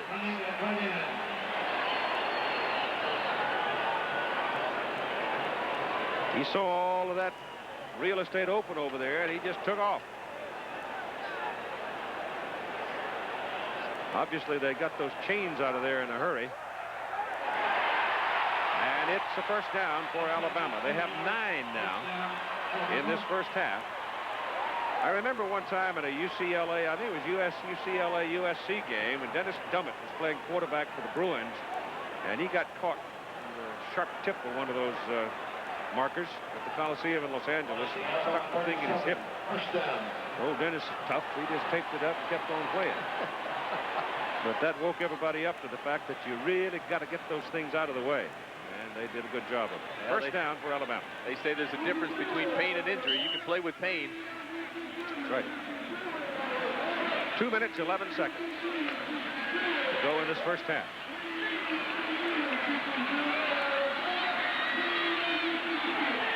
Auburn now shows a 5-man front defensively.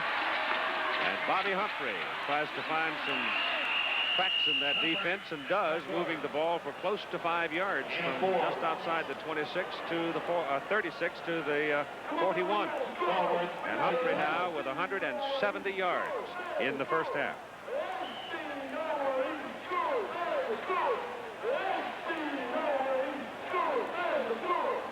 Both teams closed practice this week, even to the people that follow the team and come to practice normally. They wouldn't let anybody around. Either one.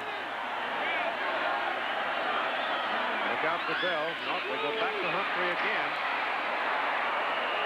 And he stopped about 3 yards short of his first down.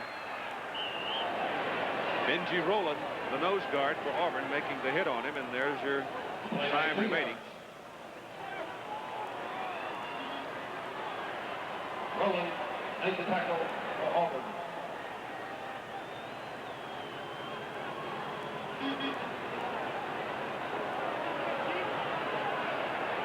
Why did they stop the clock?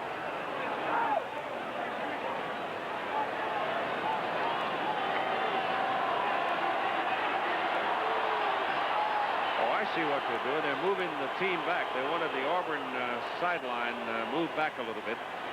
And Mac Gentry stopped the clock to move them back. And he's saying the same thing to Alabama's sideline.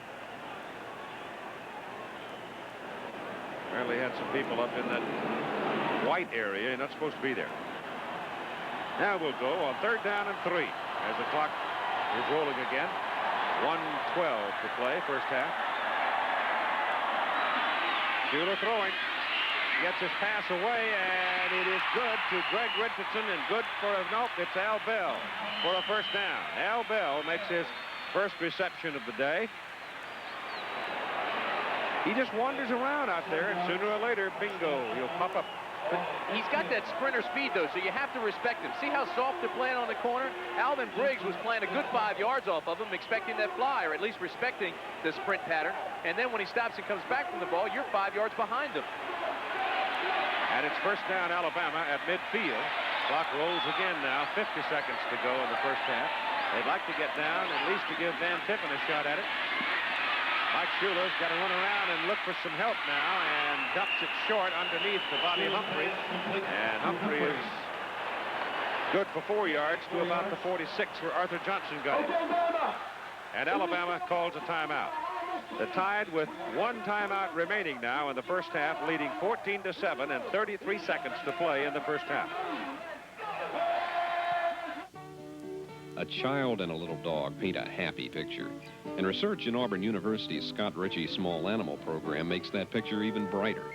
Here, animals are treated humanely as veterinarians fight hard to diagnose diseases. But there's a bigger story.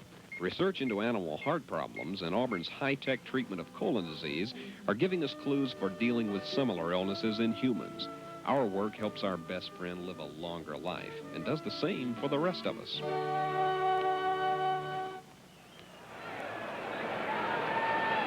Some defensive changes being made now by Pat Dye's coaching staff. Probably 1, 2, 3, 4 nickel back, expecting Alabama to try to put the ball in I think here is one of those times when you almost have to think about going down the middle, don't you? You've got one timeout remaining. Well, you've got your timeout and only 33 seconds left. You also have a quarterback who's a curator of clocks. I mean, nobody works that thing better than Mike Shula. And if you've got Bell coming down the corner, it'd be an ideal situation. But now, look at this. You've got Richardson out here on chip foul 101. Maybe where he elects to go with it. Nope, they run a draw. All that talk, and Bobby Humphrey gets it on a little delay and gets the first down at about the 26-yard line. And the clock stops on the movement of the change with 25 seconds to play in the first half. Well, now you know why we're up here, right? Shula signaling to his wide receivers what play he wants. Sidelines, out of bounds, stops the clock. 21 seconds. Now he's got time to plot. Here's all this. Look at this. See, the coaches all walk around with all these headsets and all these wires hanging on them, these umbilical cords. And all the information comes from upstairs after they've argued about it. They finally get it down. If he disagrees at all on the call from upstairs, you've blown the 25 seconds. You never get it out. Except on the clock play when it was overthrown, Perkins ran all the way down and told Richardson what play he wanted. Second down and 10.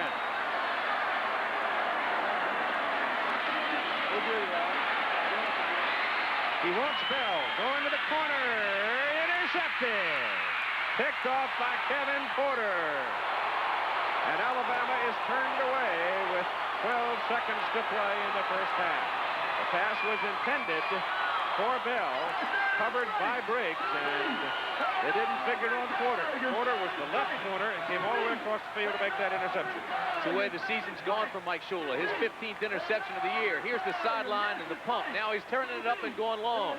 He throws into double coverage. It's a zone back there, relying, he hopes, on Bell's athletic ability to get to the football. But he had no shot because Porter was playing free. Now watch this. All right, there's Alvin Briggs running with Bell. Right in his hip pocket. He has the inside playing inside out, and then Briggs coming over playing free, just picks it off. Or Porter, rather. They'll make the snap, Auburn will, and start the clock and end the first half of play with a score. Alabama 14, Auburn 7. Bobby Humphrey has 176 yards on 16 carries for Alabama.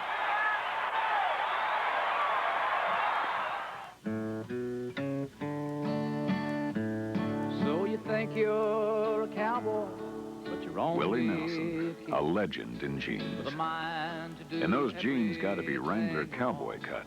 Designed by cowboys, they're the only official jeans of the Professional Rodeo Cowboys Association. Wrangler Cowboy Cut jeans. Hey, everybody knows real cowboys wear Wrangler.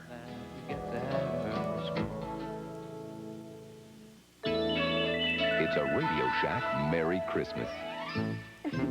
When my kids said they wanted a little playmate for Christmas, what did I get them? A playful talking robot, Roby Jr. from Radio Shack. Hello. Come on, let's play. Roby walks and talks and follows them around, and sometimes he even leads the way. Time to clean your room, kids. Okay, I'm coming. Roby Jr. $79.95. Other robotic toys from $29.95. Only at Radio Shack. Tuesday, Lionel Richie's on top. I feel I'm doing all right. Richard Pryor's back. I've been given another chance. And Betty White's Golden, the all-new Barbara Walters special. Now, qualified customers can lease a specially equipped Pontiac from dealer stock for under $200 per month. That's right, just $199 a month for a Pontiac 6000 sedan, Grand Am LE Coupe, or Firebird. Just $189 a month for a Grand Am sedan or Sunbird sedan, and just $169 a month for a Fiero Coupe or Sunbird SE Coupe. Don't lease a car, lease excitement. This offer lasts only until December 31st. Lease a new Pontiac for under $200 per month at Cobb Pontiac Cadillac on the Eastern Bypass.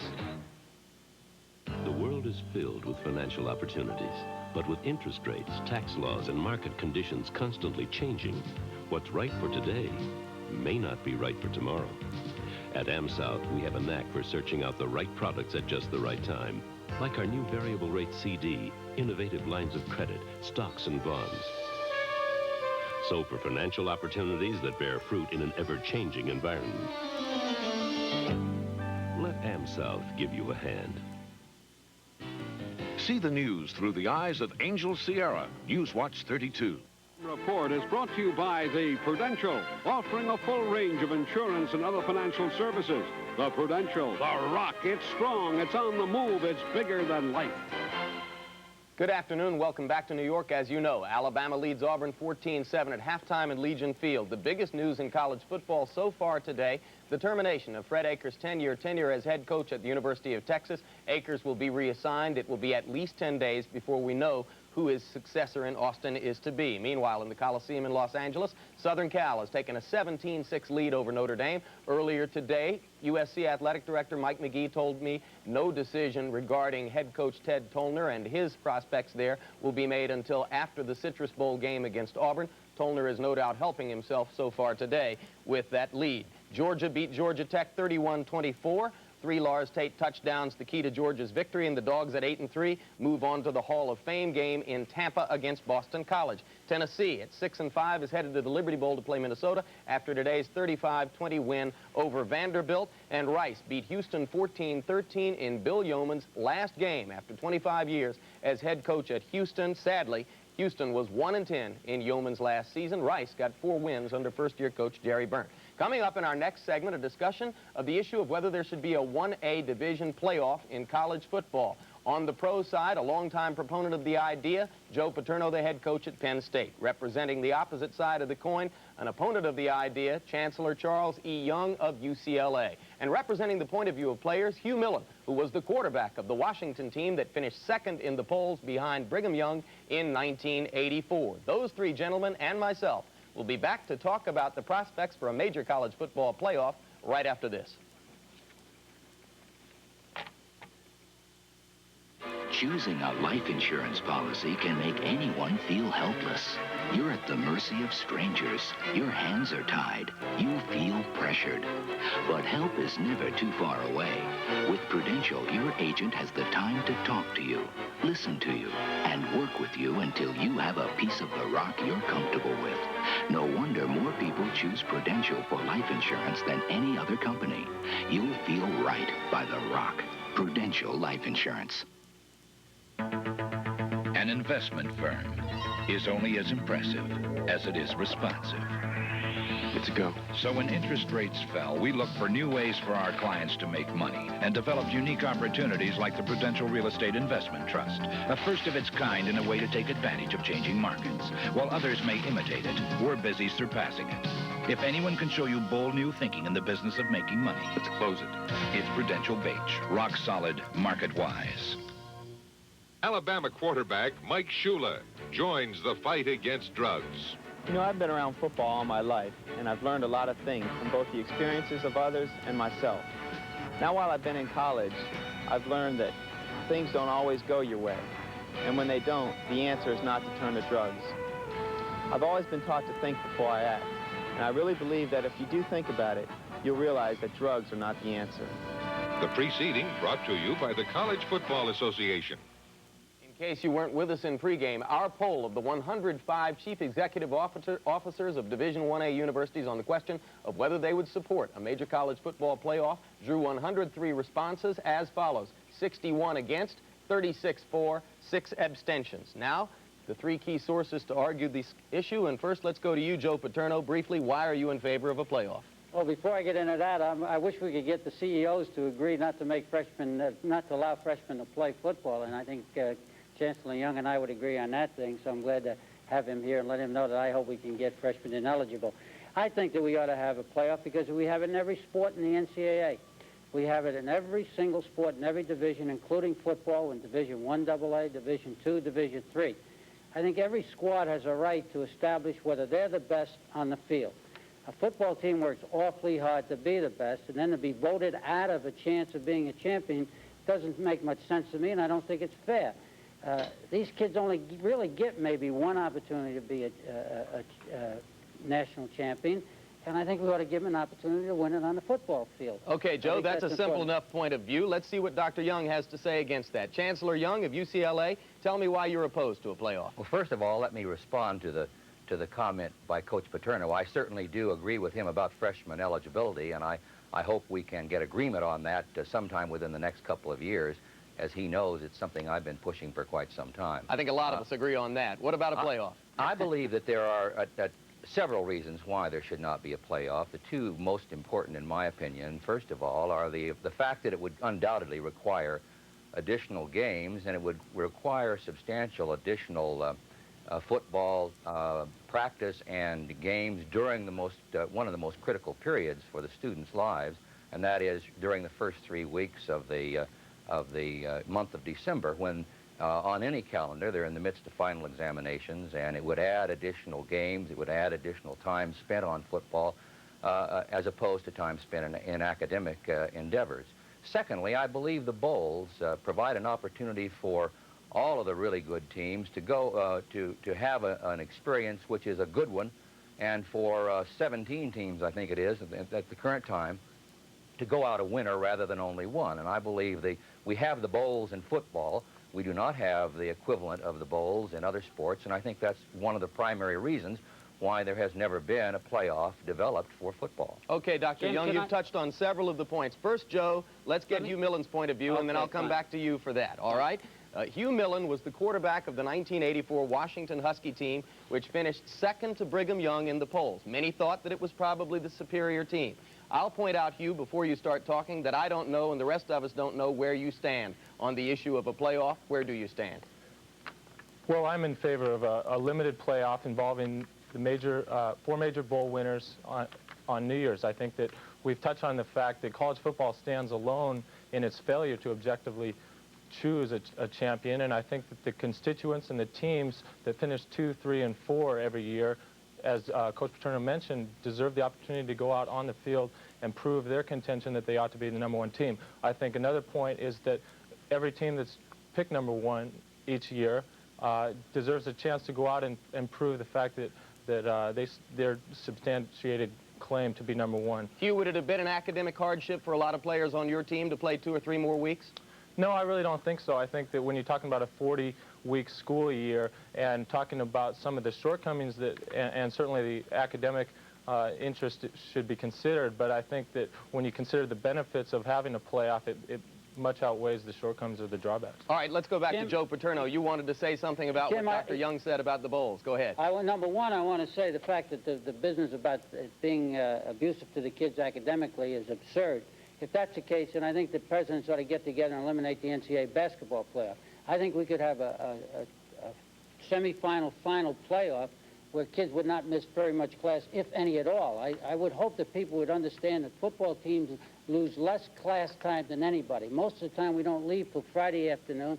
Most schools do not have classes on Saturday, and they're back home Saturday night or certainly by Sunday. We would hope that we would have a playoff after the bowls. I think we ought, if we cannot come up with a playoff system that would be satisfactory and maybe enhance the bowls, then I don't think we ought to have a playoff. But I think we ought to look into it.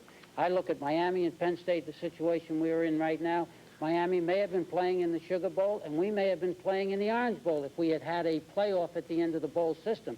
I think that would have enhanced the Orange Bowl, would have enhanced the Sugar Bowl, and if Miami was fortunate enough to win, and we were fortunate enough to win in the Orange Bowl, and Michigan maybe wins in the Rose Bowl, and somebody else wins in the Cotton Bowl, then maybe we could have a really good playoff. But Joe, all of those would be responses to commercial demand. I'm sure Dr. Young is going to tell us that the sport is already too responsive to commercial demand. Don't you think, Dr. Young? I do want to say that I think the fact that there are too many games in basketball already, and that the tournament goes on too long there, shouldn't be used as an argument to have a football tournament in which there would be too many games and the season going on too long. Dr. John, yeah, I use that because I think the basketball people, obvious some of them, such as your institution, when John Wooten was there, were able to handle it academically. Yeah, but we didn't have we did not have a 64-team. We didn't have a 64-team tournament either then, Joe. Well, tournaments get started off at 16-team tournaments, and then they go to 32-team tournaments, and then to 64-team tournaments. Well, and if we started off with a playoff from the bowls, I think it would be just the first step toward a full-scale playoff that would involve a 16-team tournament, and that would add an additional 4 games to the season. Chancellor Young. Let me say this, if I may, that the Division I AA, Division II, and Division III end up playing 14 games. If we had the kind of playoff I'm talking about, you'd play 11 games, you'd play the 12th game in the bowl, you'd play 2 teams would play the 13th game in the semifinals, and 2 teams would play 14 games, and that would be consistent with what the schools such as the Bucknells and the other people in the Bloomsburg in our area, they're willing to do it. And I might add one other thing as far as... Go ahead. Let's go back to Hugh Millen, because I know he had something else to say. Hugh? Well, I think we hear a lot of talk from the administrative side of the sport that's saying that the players need to fulfill their obligation as student athletes, and indeed that's a worthwhile endeavor. But we also have to recognize that in big-time college football, there is also a side of the athlete side that we need to consider, and there's an obligation that the athletes have, and if the fans feel that a playoff is necessary and the players want it, then I think then we should implement it. Gentlemen, I told you that these 7 minutes would fly by, and unfortunately we have only scratched the surface of this discussion. I think that was inevitable, but I thank you all. I think you've all touched on some of the most important points here and have demonstrated your own passionate commitment to your points of view. Thank you very much, Joe Paterno, Chancellor Charles Young of UCLA, Hugh Millen of the University of Washington. I only wish that we could have listened to them for another 10 or 15 minutes more. Maybe in the best of all possible worlds, that someday can happen. Meanwhile, we'll be back with more right after this. Daddy, your ship has come in! Sure. Find the holes in your homeowner's insurance before they find you. Sorry to barge in. Have a Prudential representative give you a fast, free Pru review of your coverage. Are we covered? If you had a Pru review, you'd know. Get a Pru review from the Prudential and get a piece of the rock. Don't look like Bermuda to me. Powerful new financial help is coming. The Rock, the Prudential, is now more than insurance. It's mutual funds, home mortgages, IRAs, stocks and bonds, new products and new ideas. It's rock-solid financial help for us all. The Rock, the Prudential. It's strong, it's on the move, it's bigger than life.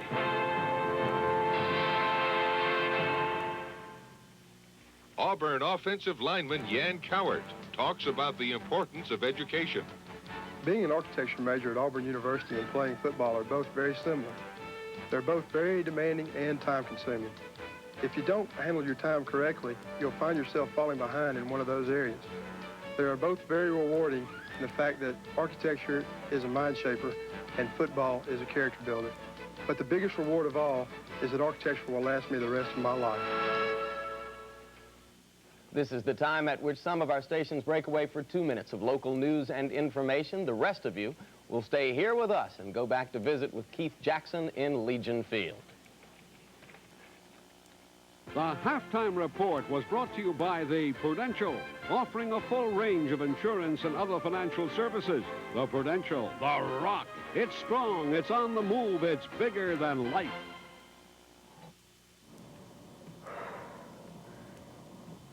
Are you okay? I just haven't had a lot of energy lately. Do you think you need to see a doctor? Yes, but I don't know who to call. Well, our doctors are at Jackson. Why not call their physician referral service? They'll make your first appointment. Jackson Hospital? Well, if you ever need a hospital, it matters where your doctor practices. Come on, call. I'll feel better. I know. You'll feel better at Jackson. Jackson Hospital. We homeowners want to keep our families comfortable as efficiently as we can. We have a room heat pump. Room keeps families cool all summer, warm all winter. Saves energy all year. That's important to any-saving homeowners like me. Hey, it's daytime. Turn off the light. Sorry. So equip your home with energy-saving room heat pump. Wright Air Conditioning, an Alabama Power Certified Heat Pump Dealer, 269-2309. Take the plunge into high-tech office efficiency the Canon way. Canon's time-tested expertise in design and production enables Canon to build equipment with state-of-the-art electronic function, thoroughbred speed and beauty, workhorse reliability, and plenty of standard extras. These efficient typewriters can be found at Royal Office Equipment's new location at 1555 Lake Street. Employees with more than 100 years experience in the office equipment business. How do you tell if produce is fresh? Well, you look. you squeeze. You thumb. Or you come to Winn-Dixie, because we've looked, we've squeezed, and we've thumped for you. Plus, we've sorted and we've rinsed to bring you harvest fresh produce. Nature makes the produce. Winn-Dixie makes the difference.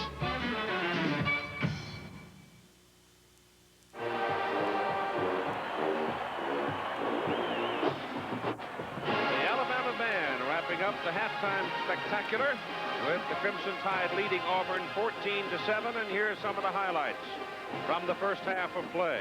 Good football game. Bobby Humphrey having a career day, 48 yards on this play, setting up a touchdown. Humphrey has 176 yards with 5 runs over 20 yards. He's explosive. He's dynamic. Look at 17. Richardson come up and give him a block. Morris got hurt there. I don't think Morris has returned to the ball game yet. No, he has not. Off that play, Mike Shula throws to Angelo Stafford. 2 yards, touchdown. Crossing pattern. I don't think anybody expected him to go to the tight end. Tight end was isolated on Kane, the linebacker, and the pass was perfectly thrown. Auburn came right back, and Brent Fullwood cashed it in from 18 yards to tie it at 7. Fullwood, the leading rusher in the SEC. He, too, is explosive. Split the defenders into the secondary for the school. And then Alabama gets away with a pick play as Shula throws to Humphrey for a touchdown from 7 yards. Definitely should have been called, wasn't it? It's the offensive man's responsibility to avoid contact. You can see the pick right there at the bottom by number 1, Bell. And a receiver's wide open. That's where we are at 14-7. Auburn lost a touchdown on a holding call. Brent Fullwood had scored, but the Tigers were called for holding, and that cost them a TD.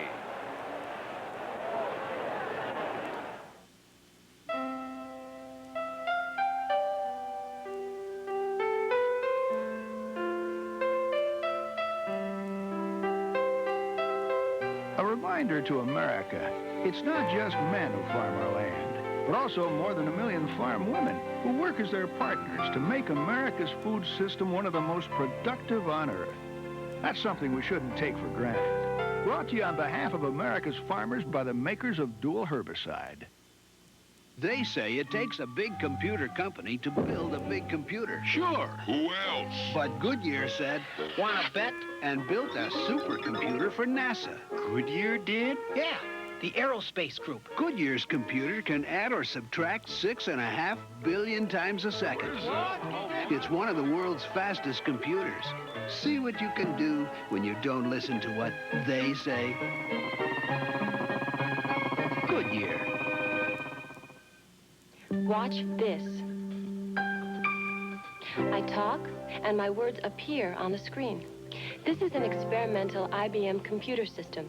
It recognizes thousands of words, even words that sound the same. Please write to Mrs. Wright right now. Another innovation from IBM and the most advanced voice recognition system of its kind, period.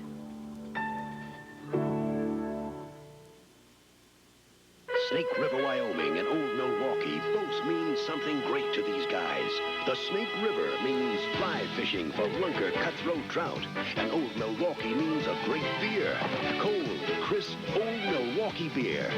And smooth, golden Old Milwaukee Light. There's nothing like the flavor of a special place. An Old Milwaukee beer. Old Milwaukee and Old Milwaukee Light. Fellas, it just doesn't get any better than this. It's vintage McEnroe. He upset Lendl to get there. John McEnroe takes on second-ranked Boris Becker or Yannick Noah. $150,000 on the line in the AT&T Tennis Challenge Final tomorrow on ABC Sports.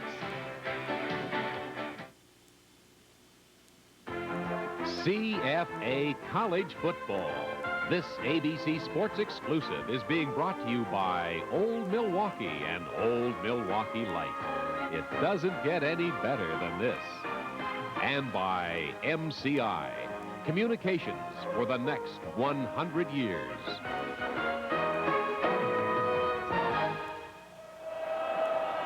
We go to the second half of play. 14-7. Alabama leading, and Auburn kicks off to the Crimson Tide, and it is a short hanging kick taken on the sidelines at about the 17 by Doug Allen. And Allen comes back across the 30 to the 31. And there they'll go to work. Now Al Trotwick. Keith, you know, the mascot situation for these two teams is quite confusing. You have an elephant as the mascot of the Crimson Tide, and a war eagle is the mascot of the Auburn Tigers. The war eagle, though, is a very, very important missing element in this game. You see, War Eagle 5 died just before Auburn began this season. It took him quite a long time to replace it with War Eagle 6. They've been training War Eagle 6, but he's not ready to face these crowds yet, and so War Eagle is not here today. Up to you. We'll introduce you to the Falcon next week at the Air Force Academy. Bobby Humphrey carries over right tackle and picks up a couple of yards out to about the 33. Here are the halftime stats. As soon as you go to them, look at Alabama. 197 rushing yards. 176 of those come from Bobby Humphrey with 5 runs over 20 yards. Second down and 8.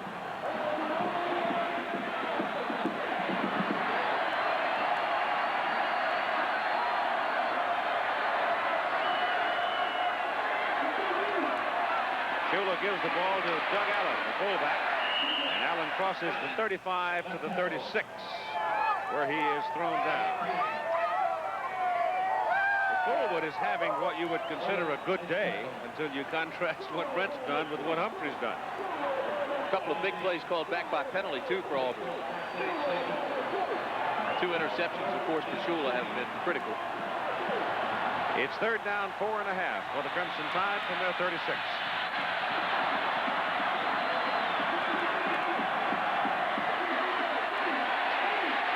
Shula gets his pass off. The pass is complete to Hump. No, it is not. Incomplete up at the 40. When he came down, hit the ground, ball popped loose. And so Alabama will have to punt. I don't think he would have had the first down even if he'd held the ball. Trey Gaines will go deep for Auburn, and Chris Moore will punt. Chris has hit it twice today, 41 and 39 yards.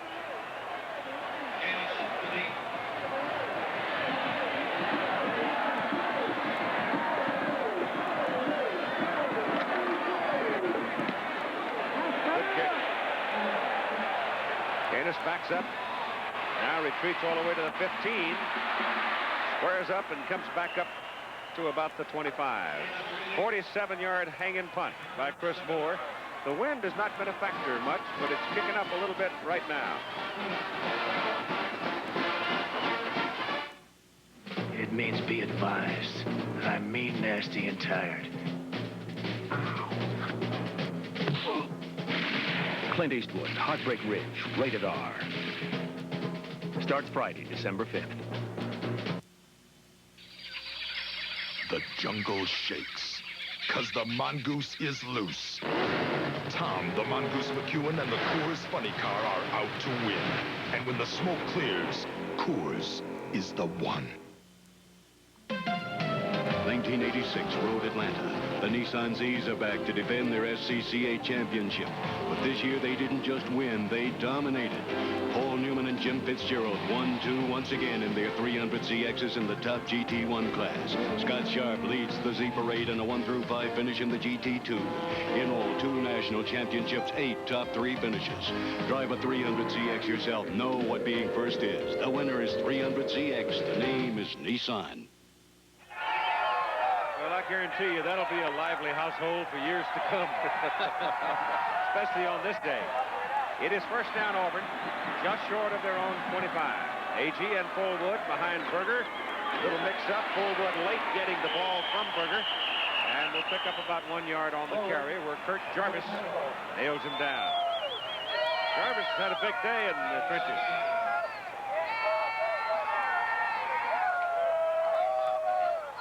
Auburn actually has had better field position starting these drives than has Alabama. But you see the results. Auburn losing that 1 touchdown on a penalty.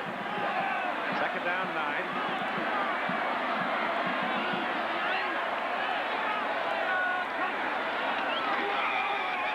Berger has time to throw over the middle, incomplete, intercepted.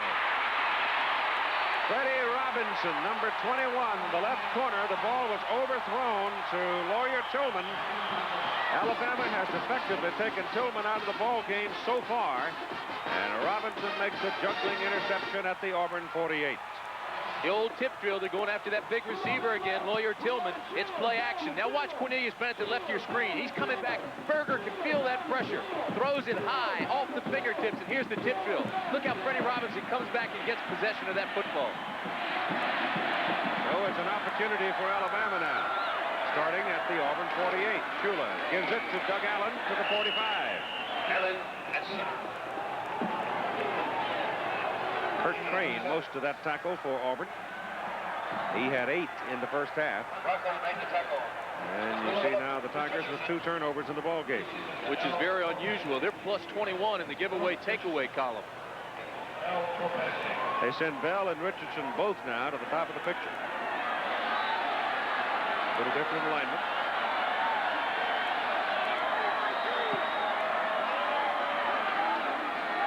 Doug Allen carries it to the 40.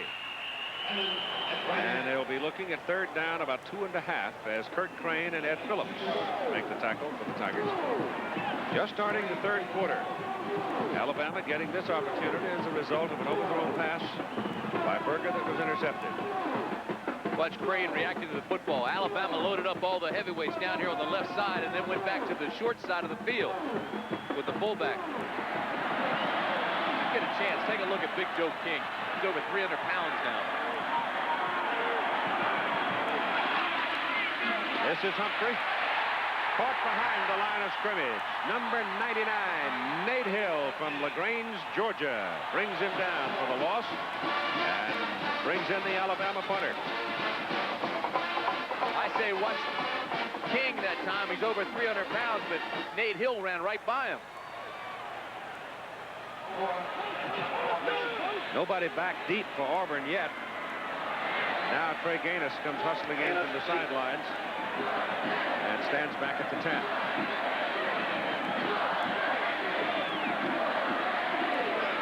No pressure on Moore as he tries to knuckle it up there and hang it. And he is successful, forcing a fair catch by Trey Gaines at the Auburn 14-yard line. A 27-yard punt, but if you just look at the yardage on that one, it would be misleading. It was most efficient.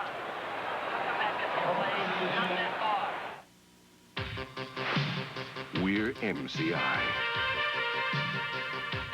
Thousands of people pulling together to give you the best in the communications business. MCI competes with fiber optics in place now for superior call quality and data transmission. Our competition is good. We have to be better. And because we compete, you win. MCI. Communications for the next 100 years. Do you have anything in aviation? The Army's most technical training Are there any openings in communications? is also the Army's most popular training. I'd really like computers. So it pays to have a reservation. Electronics. If you qualify, you can get a guaranteed reservation for the training you want up to 12 months in advance, even if you're still in high school. We'll see you after graduation. Find your future in the arts. Congratulations. All right, the Auburn band whooping it up on the sidelines, trying to generate some of that energy out onto the field of their football team. Trailing 14-7. They start this possession at their own 14. In the first half, they had good field position most of the time. Berger pitches to Fullwood. He took that first hit, kept his balance, turned around, ball comes loose. Alabama's recovered a fumble. And it's 3 turnovers. 3 for Auburn. Cliff Thomas came out of there with it. An old second effort. Thomas came out of it, but the play was made by Cole. Tommy Cole, the defensive tackle. Boy, what a play he made.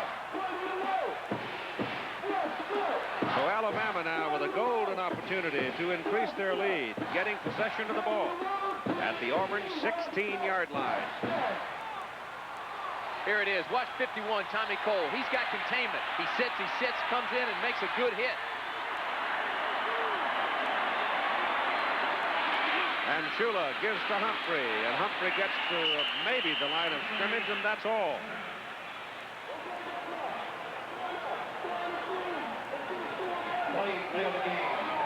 Now Doug Allen comes trotting on the field as Humphrey will try to get his hat back on. Bobby grew up just across the street from Legion Field. I mean, literally across the street. Used to sell Cokes just so he could get in here and watch the game.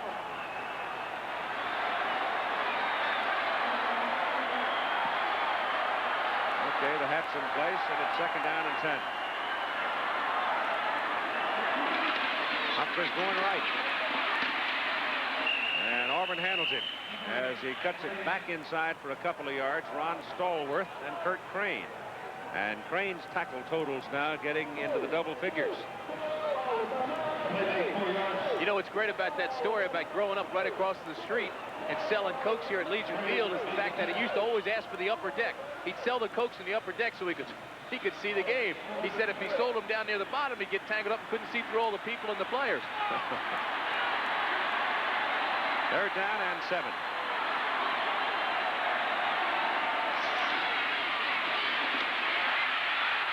Shula goes to the tight end, Howard Cross. And Cross can't come up with it. Howard comes up with a little temper as he got tangled up with Andre Bruce. Everything Bruce did was legal. Now Van Tiffen will get a call on 4th down. He'll put his tee at the 19. 29-yard field goal try. His first try today. Knapp missed one from 29. When you look for kicking records in the Alabama library, you find Van Tiffen's name all over it. I think they're short a man, aren't they? There's number 63 finally getting out on the field and in position. Now they've got 11. And Van Tiffen's kick is good. It didn't appear to have all that much authority on it, but it's through the upright, and it's 17-7 Alabama. For quality and value, it's always been Nissan leading the way, and it still is, with this $630 Value Plus package at no extra cost to you. Get this tough step bumper, sliding rear window, dual outside mirrors, and much more. A $630 package on king cab, long bed, and regular bed 4x2s at no extra cost. For a hard body, tough truck with all these extras, the name is Nissan. With the Hayes modem, a sales manager can check inventories in manufacturing or track shipments through the mainframe across the country. A lawyer can get precedents to prepare a brief. A farmer can check commodity prices to determine when to sell. And an investor can get the information he needs from Dow Jones, Dun & Bradstreet, or even the government. The Hayes modem. It's like fitting a 10,000 book library in a 10-inch case. A couple of high-powered Joes, key players in one of the season's key matchups. The New York Giants and the San Francisco 49ers, Monday night. 10-point lead for the Tide now. That time remaining in the 3rd quarter, 9:03, and Van Tiffen getting ready to kick it off. 13 out of 16 in field goals this year. He's going to kick it to James Joseph, deep for Auburn.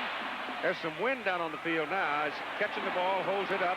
Joseph takes it at the 14, pops it to the sidelines, and brings it back across the 35 to the 36. And here's Al Trotwig.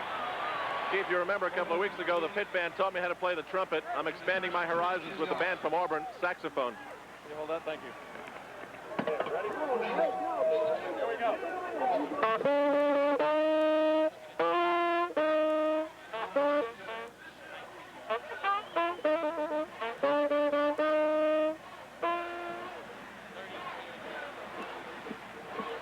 Does it hurt? It looks like it does. They put him back on the 31 where he originally stepped out of bounds. 5 yards farther back up the field as Berger puts the ball in the air intended for Lawyer Tillman. And there's nothing there. Derek Thomas over on the double coverage. They have really been all over Tillman today. Derek Thomas almost had himself an interception. They were playing in a zone defense. He rolled back into that area, that hook zone. and the ball was just thrown over his fingertips.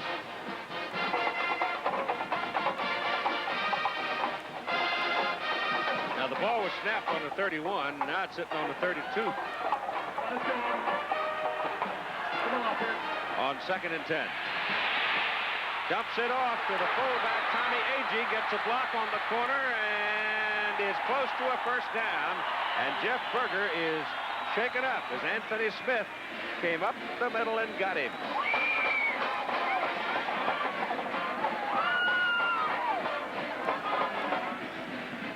It does go for a first down. You see Berger walking around there, his shirt twisted around him. He's wearing a chest protector, protecting his ribs. Here comes 94. That's Smith. Got a pretty good lick on him, and he came up looking out of his ear hole, but it was set up nicely on the screen, and Agee made a nice play out of it. Dan Coward out there helping to lead the blocking. First down for Auburn. Vincent Harrison at fullback. The ball at the 44-yard line. And Brent Fullwood can find no place to go. There were 3 people over there. Cliff Thomas was the first man to get to him, number 99 in red.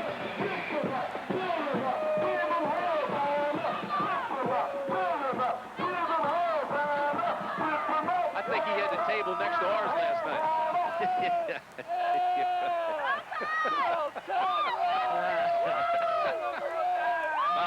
My. 2nd down and 10. Call it closer to the 43 now as the ball's moved back just a bit on the mark.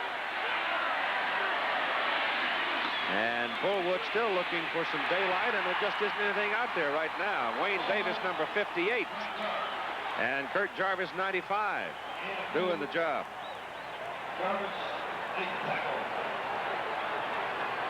7 minutes and 25 seconds to go in the 3rd quarter. Alabama leading Auburn by a score of 17-7. Auburn is headed for the Citrus Bowl to play Southern California, which is beating Notre Dame today so far. And Alabama will either go to the Sun Bowl, or if LSU should lose to Tulane tonight, possibility still exists, Alabama could go to the Sugar Bowl. Berger steps away from the pressure, throws as Davis gets to him. Penalty flag is down. The pass is incomplete. Berger is slow getting up again as well. He's taken 2 good licks in the last 3 plays. Keith, while we wait for the penalty, you were talking about the bowls. You know, Auburn accepted the Citrus Bowl bid. Decline.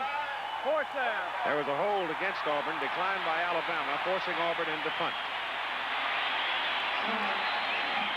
Here's the replay again. Berger, who's been really under some pressure, steps back into the pocket. He thought he was going to get hit and almost lost his balance, then had to throw it off, but there is the hit. Brian Schulman into punt, 33 and 48, his 2 kicks today. This is another good one. He's a sophomore from Brentwood, Tennessee, and it bounds into the end zone. And will come back to the 20, 55-yard punt for Brian Schulman. 6:47 to go, 3rd quarter.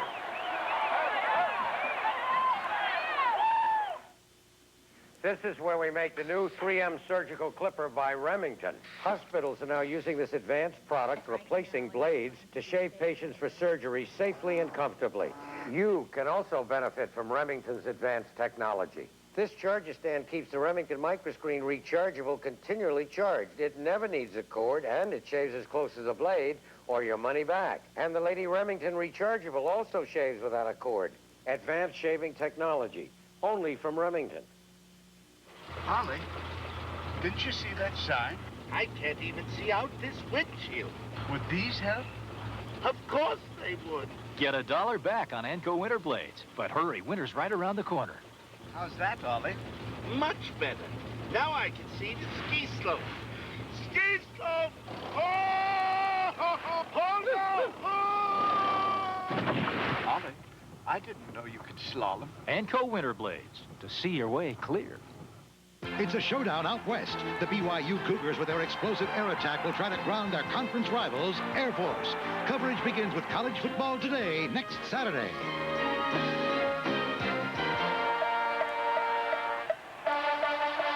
Alabama's band and Alabama's ball on their 21st down. Tide leading 17-7. Shula turns and hands it to Humphrey. And out to the 23. He carried the ball a lot in the LSU ball game and fumbled it a couple of times. One time down around the goal line. Keith, the point I was going to make before that commercial about Auburn, they accepted that Citrus Bowl bid 30 minutes before the Orange Bowl extended a bid to the Tigers. Pat Dye said the Citrus is it. I gave my word, which is admirable enough. It cost the school about $1.5 million. $1.5 million difference. Second down and 7. This is Humphrey. Puts his head down and goes into the stack for about a yard. He ran right into Kurt Crane. And no give from Mr. Crane. Alabama's possessions in this half, 3. They've scored 3 points, but they have not picked up a first down. Ball is just short of the 25. It's third down and about 5.5. Well, at the same time, Auburn has been unable to move at all against the Alabama defense here in the third quarter. Shula back to pass. Swings it out to Humphrey coming out of the backfield, and he will have his first down as he got just past the marker by a yard. Auburn coming into this game had been giving what would you say, 200 yards, 204 yards per game or something like that. Who's that, Auburn? Yeah. Auburn's defense has been giving up 98 yards rushing a game and only 10 points. Alabama's found some creases today so far. First down from the 31. 5:27 to go in the third quarter. And this is Doug Allen. And Allen having a big day. Kevin Porter, for the second time, makes the play on that sideline and shoves Allen out of bounds.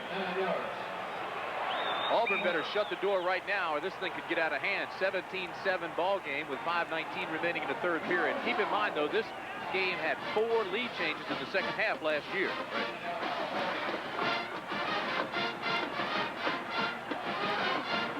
That's Crowley. It's second down, a half yard for Alabama. And they go for the first down with Allen carrying, and he gets it up about the 44. A crowd of 75,808 watching today at Legion Field. And Kurt Crane gets one more tackle.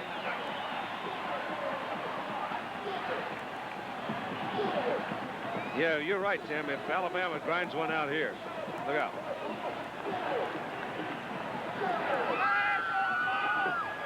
Now on first down, you've got Richardson and Bell, both to the bottom of the picture.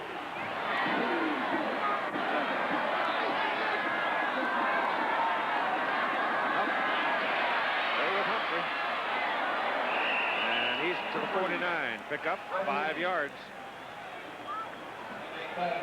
When you're doing 5 yards on first down, you're in pretty good shape. Humphrey now, 23 carries and 185 yards. That was one of those runs where he just grabbed some shirt tails and said, hang on. He didn't have to do much but follow the big lineman. You know, we were talking about the point differential in these games and how close they've always been. This series started in 1892, and over the 50-game series, the average point difference is just 4 points per game.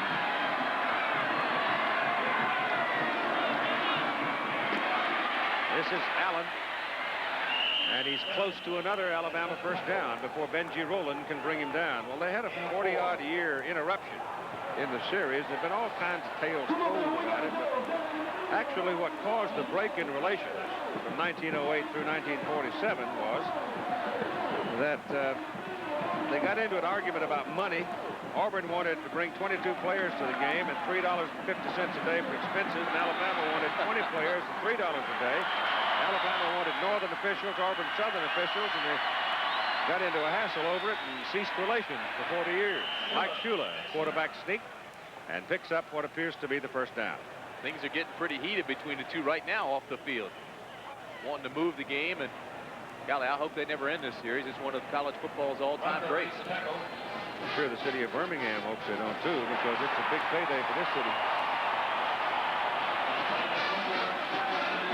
Shula got his first down, and the ball now located at the Auburn 46. So the Tide taking over at the 20, crunching it out, using the clock. grinding up the time. 3:20 to go, third quarter. They lead 17-7.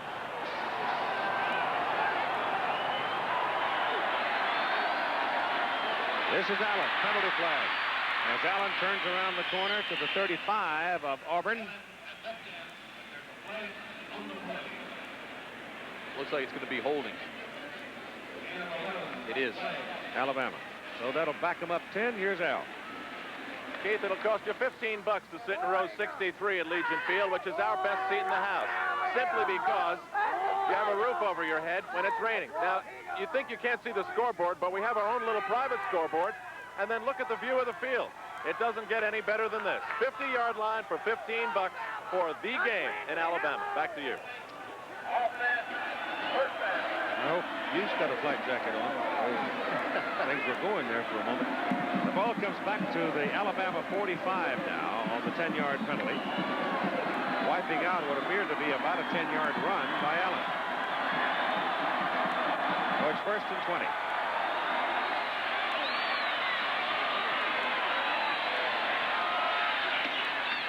Little shovel pass. And Allen was clogged up in the middle there by Lon Stallworth, 92. And banged into him and one of his own players and couldn't get away. Looked like he fell over John Frumorgan. Yeah, Frumorgan and Stallworth tangled up in the middle. And it is Stallworth who is shaken up right now. Watch this now. It's the old Utah pass. If it's dropped, it's not a forward lateral. It's a incomplete pass. But here's 76 now. 76 is Frumorgan. And he's locked on his block, Stallworth. And see how he just trips over him? Bobby just got caught up in there and fell over Frumorgan.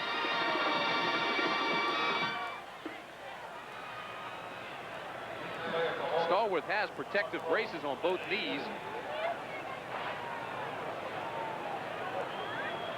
He's going to have to leave because of one of them right now. Might be an ankle, though, where he's holding his foot. What is Frumorgan? German? Yes. Guten Morgen. Morgen means morning, right? Fresh morning. Pretty morning. First of the day.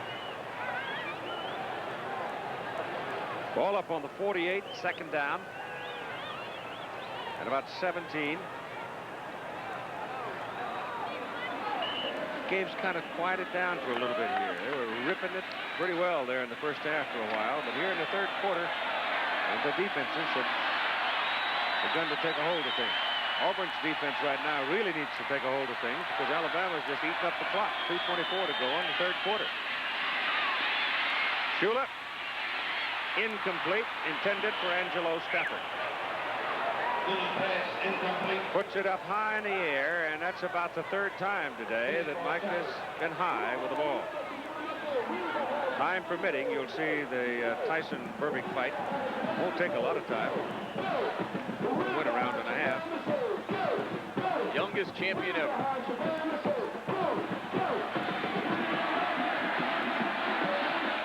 It's getting soggy in here now. Yeah, that little light rain just continues to fall. And on third and long, Shula rolls from the pressure, gets it off down the middle, and the pass is incomplete. Greg Richardson and Bobby Humphrey were both in the neighborhood, but neither could get to it, and Alabama will have to punt.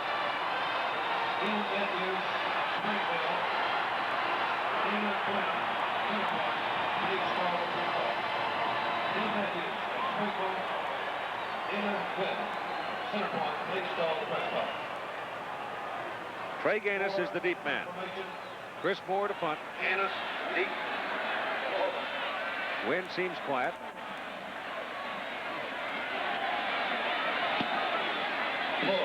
High kick, and Gaines calls fair catch and fumbles the football and then dives after it and appears to have controlled it. And now let's join Jim Lampley for a moment. And Keith, this is action from last week's WBC World Heavyweight Championship fight, Mike Tyson's KO of Trevor Berbick. You'll be seeing this after the game in its entirety, along with a live visit from Mike Tyson, who will talk about his first heavyweight championship at age 20, his prospects for the future. If time permits, we'll have that after the game. Keith? From the 21, Auburn goes to work, first down. Tim Jesse is the tailback. He's got the ball, bounces outside, breaks into the clear, and was close to going all the way. Ricky Thomas brought him down. So they put in some fresh legs, and it produces a 19-yard gain. I want you to watch 55 in red, though. That's Derek Thomas, the outside linebacker. He gets hung up with number 86. See that right there? That's Walter Reeves, the tight end. They get tied up, which leaves the corner open. And by that time, it looks like it's too late for Cooper, the cornerback, number 20, to come up and make the play. Benson Harris is in at fullback. He has the ball, goes banging up the middle, and picks up 5 yards. What about Stallworth? Knee, ankle, what was it? Al Trombley. Well, Keith, I just went by Ron Stallworth. The doctor checked out the knee to make sure it wasn't moving unnaturally.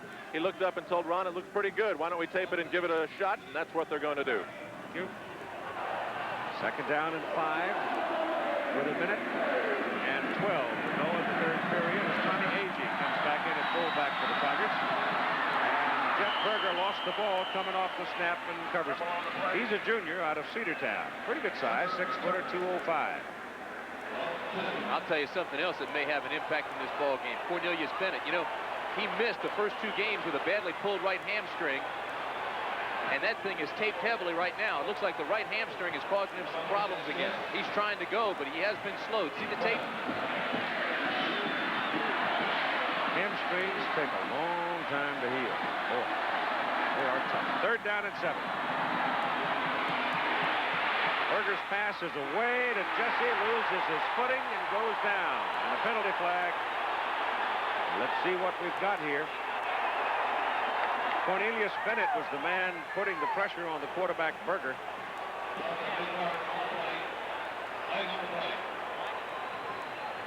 We got a personal foul call against Alabama.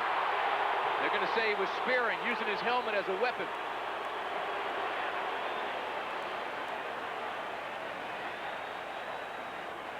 It's a first down. Big penalty, 15 yards. Out to just about the 49-yard line. Dead ball. Personal foul.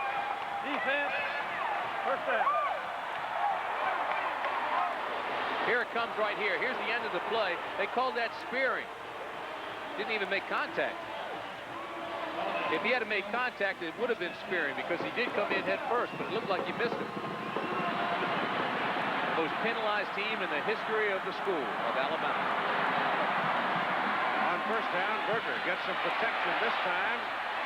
Throws complete down around the 34-yard line to Lawyer Tillman. And he had to drill that one between defenders, the second catch by Tillman.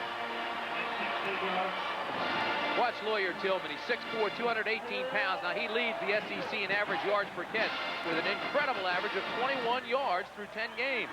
6 touchdowns. Just a quick out pattern, but he makes a big target.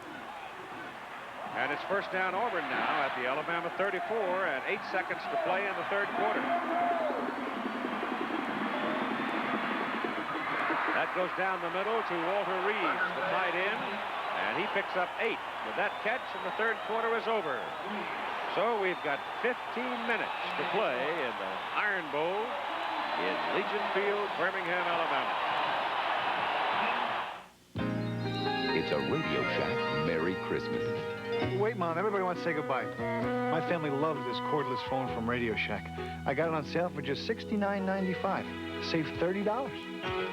It's really convenient. No cord in the way, and you can dial out or answer from anywhere in the house. Even redial a last number call with one touch. Okay, Merry Christmas, Mom. Oh, and thanks for the tie. The ET395 cordless phone. Sale price for Christmas. Only at Radio Shack. Who says a guy and his family have to drive a family car they don't like? Not Nissan Stanza. Like who says you can't have road sedan room and still afford braces? Happy, guys? Happy. There. Who says you can't have road sedan style and comfort and a great shape? Happy, honey? Happy. Who says you can't have all the luxuries, all the amenities, and still have enough for the finer things? Happy with your Stanza, Fred? Happy. The quality and value of Stanza. The name is Nissan. Sunday. Planning on going somewhere? No one has ever escaped from Alcatraz. and no one ever will. Tuesday night we go. Clint Eastwood, Escape from Alcatraz, Sunday. If electricity had been around when our grandparents were kids, there would have been a lot more going on in that little one-room schoolhouse.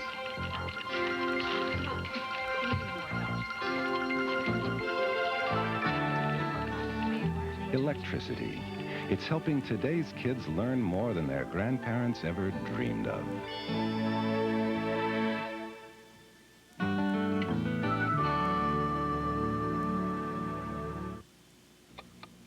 Wake up, Bill. It's 3 a.m. Do you know where your money is? If you're still banking with one of those big conglomerate outfits, the deposit you made today is in Birmingham by now. But I've moved my accounts to Union Bank.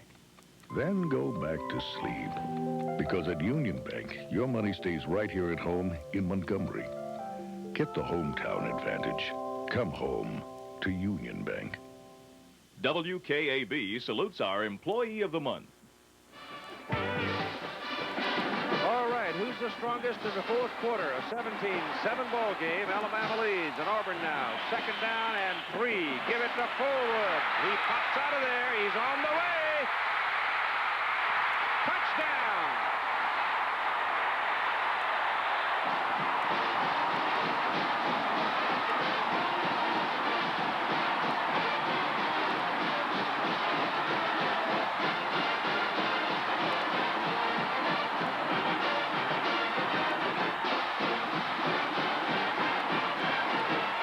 Fred Fullwood's last 7 carries, he'd gained only 10 yards with a fumble, and all of a sudden he explodes, and Auburn's back in the ball game. Knapp's extra point kick is good.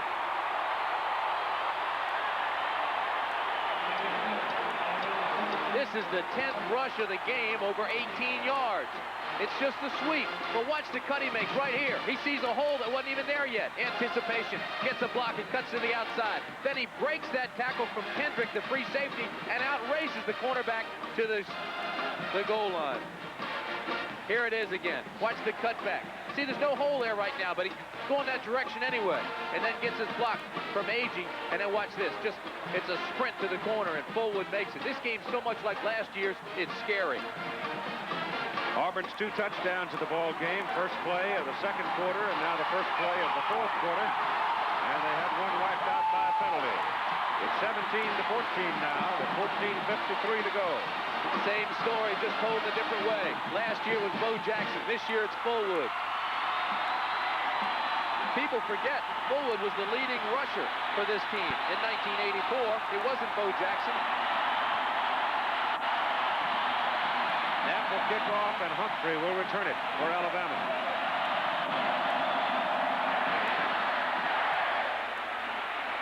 I think Bobby lost sight of the ball and had it bounce right in front of him and picks it up and comes back to about the 25. On this factor of fourth quarter, here's what Ray Perkins told him yesterday. I think our guys have got confidence. I think our guys have got the confidence that in any ball game, not just this one, but I think they've got a confidence about ourselves as a football team that, hey, we're just not going to be denied in the fourth quarter. And one of the reasons for that is that they have done that. They have had experience at doing that. And I think that's the number one key. Alabama starts just short of the 25. First down, leading now by 3, and pitch it to Bobby Humphrey, coming around the corner.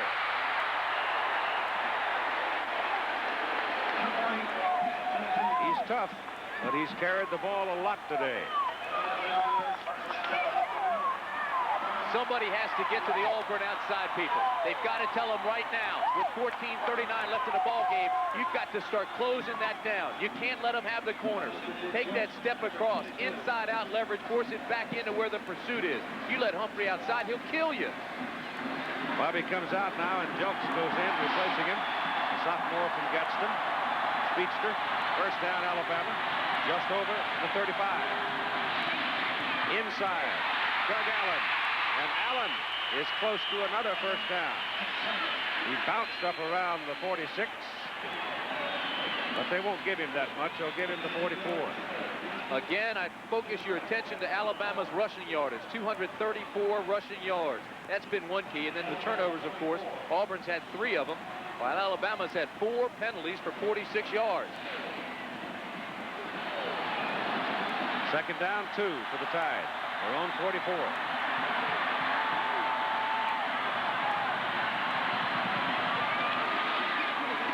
Allen goes for the first down and looks to have it as Kurt Crane grabs him as he goes by and throws him down. Crane went to Memphis State. He is from Birmingham, transferred down to Auburn, and is the team's leading tackler. He had an amazing 26 tackles against Georgia.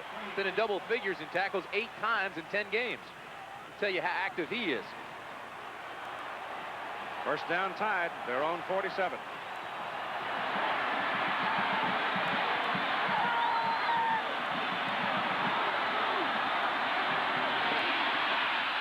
Penalty flag.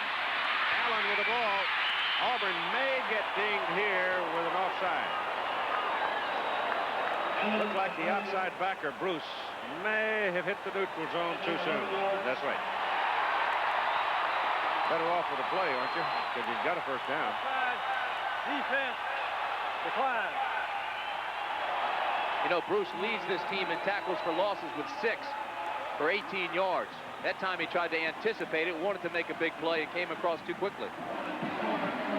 Now the ball is at the Auburn 42 with Bo Wright in at fullback for the first time today, giving Doug Allen some rest. And this is Jelks. Pops out of there, and he is on his way. Knocked out at the 3. Kevin Porter saved the TD for Auburn. And there's a penalty flag downfield where he was pushed out of bounds. You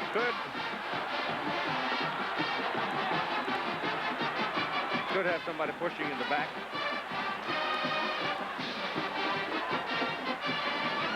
Nope, it's a clip. And it's against Alabama. Ooh, that hurts. That not only hurts, but it negates a tremendous play by Wes Neighbors, the center. He's playing with a broken hand. He had the block that sprung him loose.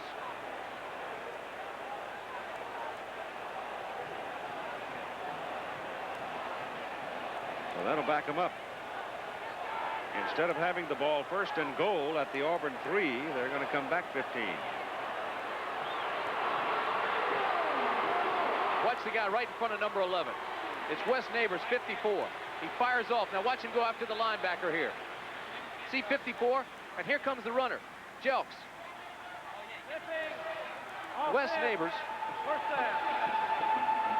Wes Neighbors threw the block that just sprung him. So the ball on the clip comes back to the Auburn 18, where it is first down for Alabama. Richardson was the one with the clip. Humphreys back in. The tailback has the ball. And a good defensive play by Kurt Crane. Crane firing through the crack. Took the legs away from Humphrey. Crane made the tackle. Let's see if we can see the clip that negated the run by Jelks. Here it is, the top of your screen. Richardson, the push in the back. Humphrey will have a yard on that carry. It'll be second down and 9 at the Auburn 17. You know what makes Crane's play so spectacular that time?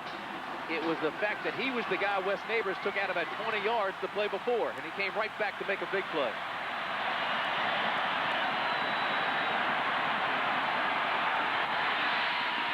Humphrey again cuts it against the grain and will go down at the 13-yard line where Andre Bruce puts the tackle on him with 12 minutes and 18 seconds to play. And Humphrey now has passed 200 yards. He has had 3 200-plus games this year. He's now at 202, and there's another flag. This is what's hurt Alabama all year. Most penalized team in the history of the school, and again, it pulls them back. Dead ball, delay, offense, still second down. So now move from the Auburn 3, and they take away that gain by Humphrey. It'll back him up to 197. So he's yet to get to 200 today. Second down from the 22.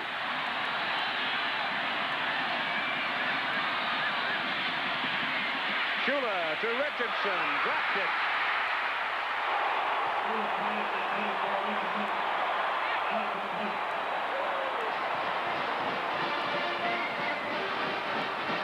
That may have been the hardest ball Mike's thrown all day, and he hit him right in the hands with it. Greg couldn't pull it in. 17-14, Alabama by 3, and 12:01 to play. Boy, he had him wide open, too. Like in basketball, wide open 10-foot jumper. Say it's the most difficult shot when you're not covered. Auburn short a man on defense, I think. Shula rolling her out. Keeps it and is knocked out of bounds at the 21. Two Auburn men went off. One came back, and I don't know whether they were at 10 or whether they wound up with 12. But apparently nobody had time to count them, so there's no flag. There's only 10 out there right now.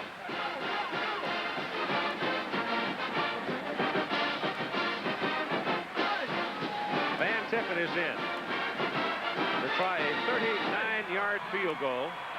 He hit one from 29.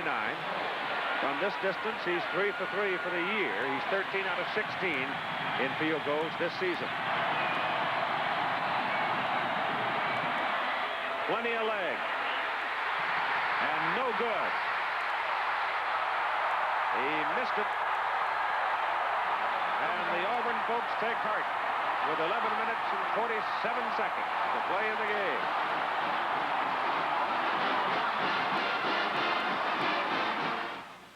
You know, Jerry, sometimes I take you for granted. You're a terrific husband, a great golfer, and a super salesman. Hey, Beth, what is this? A financial genius. You're not. Well, I got an idea. Why don't we get some advice? You put a lot into life. You deserve to get the most out of it. We can help. Mike Stone, New York Life. Jerry Carrera. Jerry. My wife, Beth. At New York Life, we have the resources to make the most of your resources. We offer a range of financial opportunities, including mutual funds, universal life, IRAs, and limited partnerships. Jerry, you are making the right choice.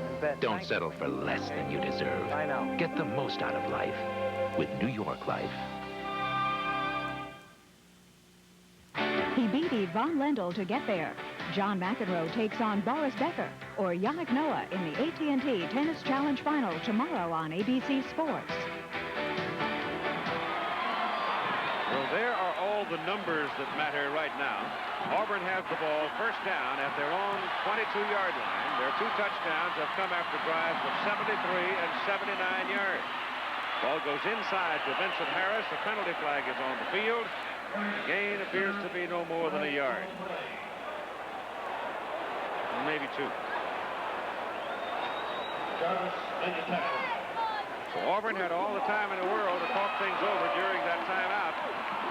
And they come out on their first play and get a procedure call. That's a big 5 yards.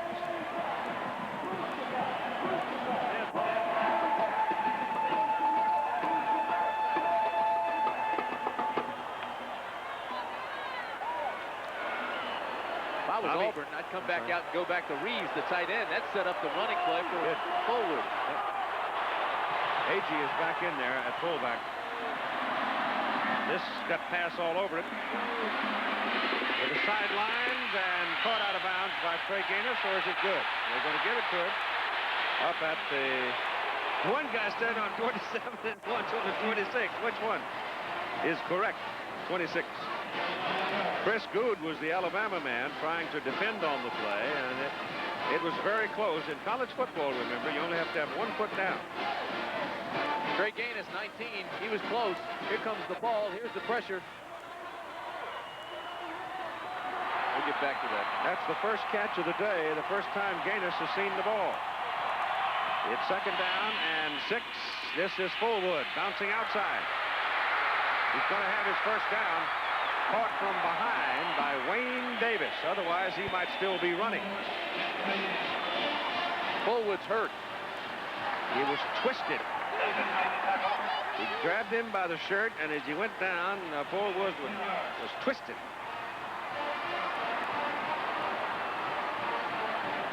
What a crushing blow that would be to the Auburn hopes with 11 minutes and 24 seconds to play in the ball game, and their team trailing by 3.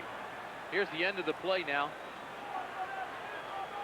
This is where his jersey is grabbed right there. Wayne Davis, the linebacker, and just yanked him down. He's going to have to leave for a moment. Fullwood, 15 carries and 109 yards in the ball game. I think the jersey choked him. Back goes Berger to throw it. Gets it away. Pass is good with the tight end. They must have heard you, Walter Reeves. And that's good for a first down, appears to be.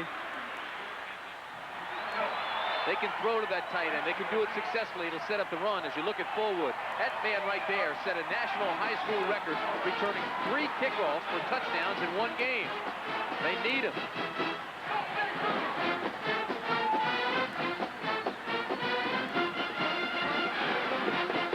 Like one of the coaches checked with him to see if he's all right, see if he's ready to go back. First down on the pass play, and penalty flag, stop it.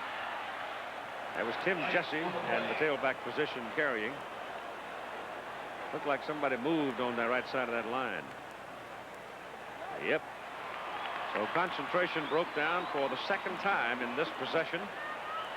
And 11:07 remained to play in the ball game, and let's pause 5 seconds to allow our local stations to identify themselves. WKAB TV, Montgomery. Procedure. Offense. First down. 41-yard line. Auburn's ball, first down and 15.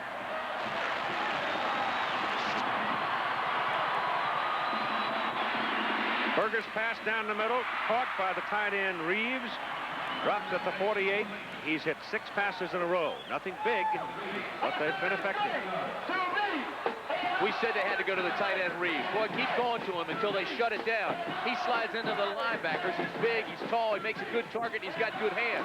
Until they come up and force that and shut it down and start knocking Reeves around, keep going back to it. It also loosens up the middle, makes those linebackers conscious of the tight end, and then you can slip the running back in there on a rushing play. Fullwood's back in. Might also give Tillman a little room. 2nd down and 8. This is Fullwood. And he certainly looks healthy enough as he's down to about the 46, close to the 45. Kermit Kendrick, the man with the first hit. Brett Fullwood has gone the entire gamut while at Auburn. He's been frustrated, he's been homesick, he left, he came back, he's quiet, but he's squared away now. He has a family, a wife, a baby. He's matured into a truly quality player.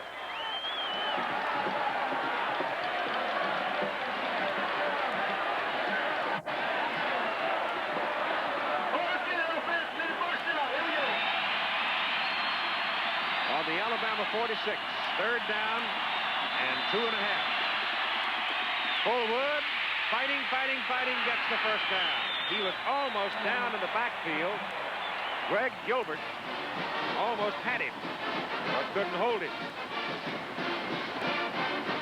Fullwood is not small. He weighs 210 pounds, and he got this on his own. Talk about leg drive. Look at him. High stepping over tacklers. Now it's just him. Blood and guts to get across that first down marker. And he's hurt again.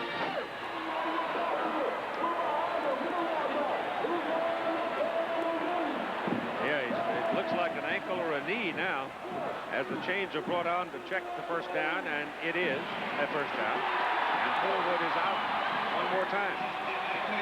Fullwood's been playing his heart out. And they're working on that left knee.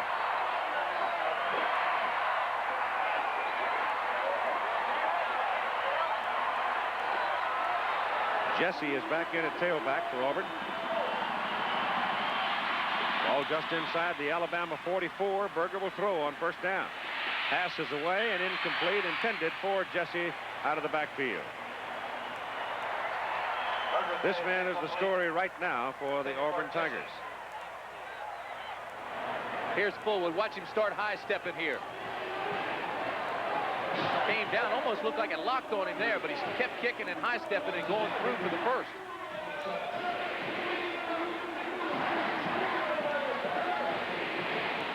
Hard to see. The left leg. It's 2nd down and 10 for Auburn.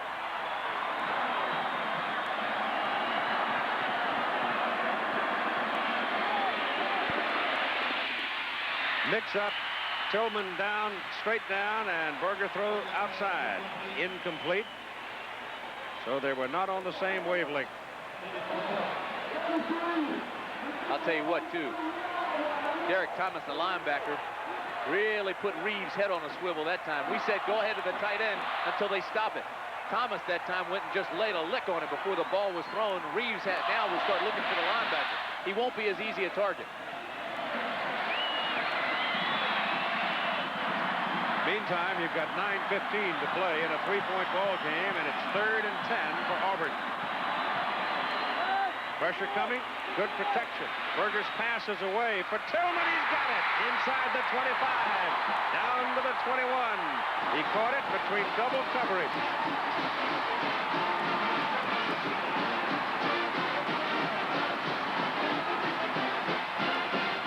You're right, it was double coverage. Watch Tillman. Now, we told you that he made acrobatic catches. Baryshnikov in cleats, 6'4".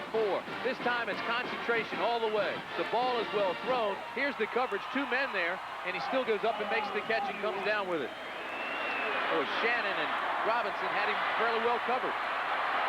First down, Auburn, Alabama 21. And Jesse drops the ball, fumbles it away, and finally recovers it back on the 31. So the pitch back to Jesse gets away, and Auburn's lucky to keep the ball. This is 2 weeks in a row we've seen teams that don't put the ball on the ground very often not being able to hold on to it. Now this club is plus 21 in giveaway takeaway ratio, which means they don't fumble it very often. He never really had it. Couldn't get control of it. Nope, never did. And then Thomas banged into him, and he almost gave it up for good. Fullwood is back in, sore knee and all, and Agee's got to hustle to get off the field. 2nd down, 20. Penalty flag as Berger steps away from the pressure. Throws, ball is dropped by Tillman. A very difficult try by Lawyer. And he's shaken up on the play, and let's see about the penalty. He may have had the wind knocked out of him. He came down hard.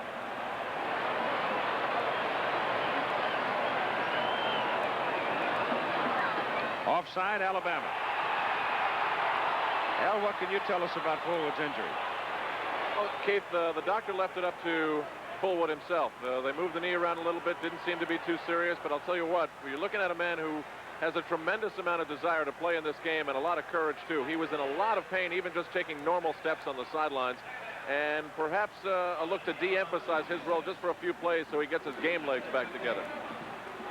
All right, the penalty now 5 yards, moves the ball to the 26 of Alabama, where it is 2nd down and 15. And that's 7 flags for 71 yards on the time. Berger throwing. Throws for Tillman, intercepted at the 4-yard line. A fight for the ball, and Kermit Kendrick comes down with it. Berger didn't get enough on it. He throws it a little higher.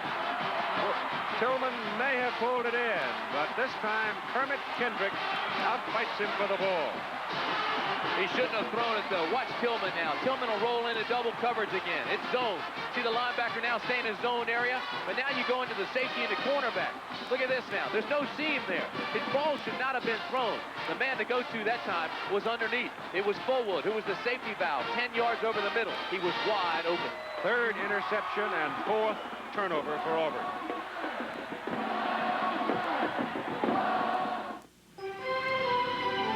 Introducing the new Nissan Maxima, the only sedan in the world with A-Class luxury and Z-Class performance.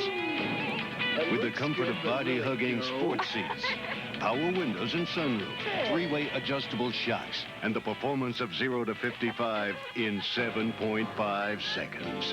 The new Nissan Maxima SE, from A to Z in a class by itself. The luxury and performance is Maxima. The name is Nissan. Rob, do you work out? Yeah, I belong to a club. Here's your Coors Light. Yeah, I'm thinking about joining a club, but can't seem to find a good enough reason. See the club, Rob? Yeah. Oh, what's the name of that club? No slowing down Rob? with the silver bullet tonight. But why don't you use a food processor? They're too big, too complicated, and too hard to clean. Not the Oscar from Sunbeam. Cute. It's easy to use. Quick. Powerful. It's even easy to clean. Oscar from Sunbeam. Make someone's holiday special. Tonight, Revolutionary War games leave a friend dead. There may be some things that you don't know about your good old buddy. A murder mystery on Spencer for Hire. Well, there are the coaches. Pat Dye on the left, Ray Perkins on the right.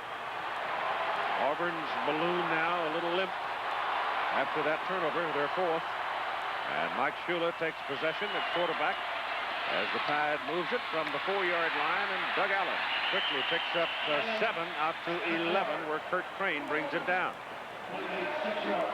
The interception, I think, was just a lack of patience. They tried to go for too much. You see Fullwood come through the line there, and he's wide open now. See 22 there? Not a soul around him. Instead, Berger tries to go deep to Tillman. And there's nowhere to throw it. Second down and 3 as they got 7 yards on the carry by the fullback, and he's got about 7 more as he comes up to the 18 and picks up a first down before Kevin Porter brings him down. So they're grinding it out now and getting out in some operating room. Allen with 68 yards on 13 carries, and next week to the Rocky Mountains we go for BYU and Air Force. BYU playing at San Diego State tonight. San Diego State at 7-3. Their losses to UCLA, Stanford, and Air Force. BYU trying to get another championship in the Western Athletic Conference. First down for Alabama. Here's the pitch to Humphrey. This time they handle him as he tries to sweep it out there. Benji Rowland and Kevin Porter. If Alabama wins this ball game, they will tie with LSU for the conference championship, but LSU beat Alabama, and unless the Bayou Bengals should lose to Tulane, the general feeling seems to be the Sugar Bowl is going to pick LSU. Tracy Rocker's limping around down there for Auburn. Auburn's defensive tackle number 74. He's been fairly quiet today, you know that? He's hurting right now. I'd run right at him. That's not nice. Humphrey cuts it back into the middle on 2nd down and 8, and we'll pick up a yard or so. And the clock shows 6 minutes and 10 seconds. Did you see who made that tackle? It was Tracy Rocker. That's right. And now Humphrey has 200 yards in the ball game. Watch Rocker. He's limping, obviously. Even when he's running here down the line of scrimmage, he's limping, but he gets there, makes the play, and he does it with some authority. Ball is at the 22, where it is 3rd and 7.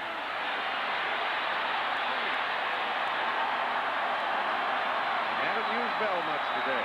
Bo Wright's the fullback, and Shula doesn't like the circumstances and spends a timeout with 5 minutes and 43 seconds to play in the game. A Ranger never takes the easy way out. You're reaching deep inside you for things you've never known. Go! That's why getting into the Rangers is tough, and the training is tough. Be all that you can be. So it makes me feel like I'm part of something really special. Be all that you can be. And I'm not the only one. Find your future in the Army. So the issue is clear. Sony Video 8, the system of the future, or VHS-C, the compromise of the past. Now, as we've seen, the new Sony Handycam with autofocus and zoom gives you a measurably better picture, far superior sound, twice the recording time, and on Sony video cassettes, your memories are safe. While on VHS-C, they could be fleeting. I rest my case. The Sony Video 8 system. Judge for yourself. A couple of high-powered Joes, key players in one of the season's key matchups. The New York Giants and the San Francisco 49ers, Monday night. Right now, with 5:43 to play in this game, I have to suggest to you that it's Auburn mistakes that have kept them in this posture. 4 turnovers and then losing a touchdown on a penalty. That's the hard part of it, isn't it, when you have yourself to blame. Nobody ever wins, somebody loses. 3rd down and 7 for Alabama. Big play here. With Auburn's to get the ball back. They hand it off on a little delay to Bobby Humphrey, and the Packers handle him at the 25, and it'll bring up 4th down.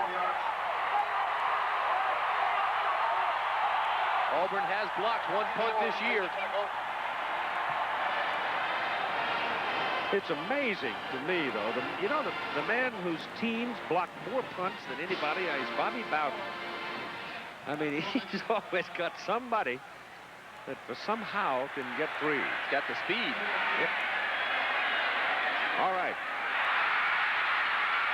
Moore gets it out of there after dropping it and gets a pretty good punt out of it. Trey Gaines trying to return it and can't do it. Just never could get enough help back there, and Carlos Robinson, number 25, grabbed him around the collar and brought him down. Chris Moore made it exciting. He dropped that snap. And Chris Moore played this game last year with a broken leg. Yeah, he did.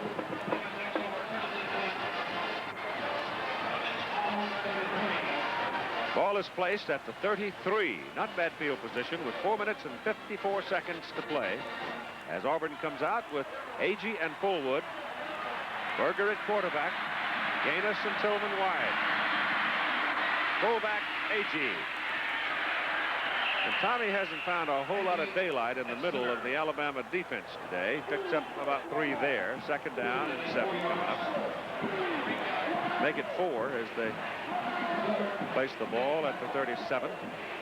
Auburn trails by 3, and the Tigers missed a 29-yard field goal earlier in the ball game.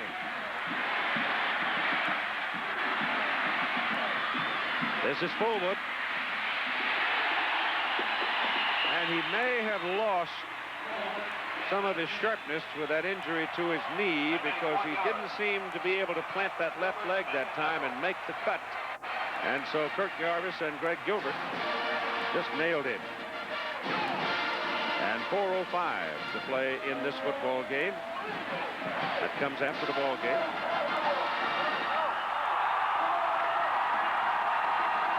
It's 3rd and right at 5.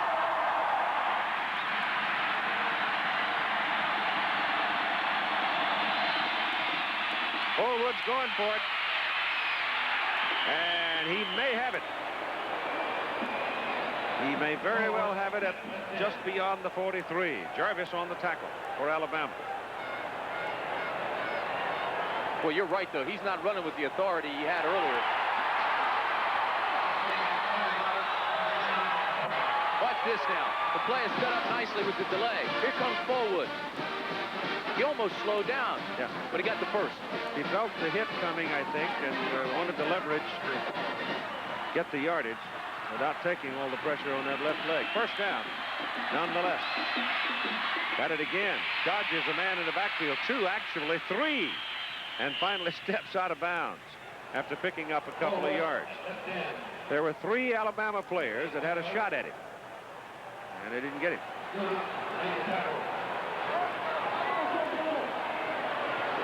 Give him a yard. 2nd down and 9, and Tim Jesse comes in, replacing Fullwood.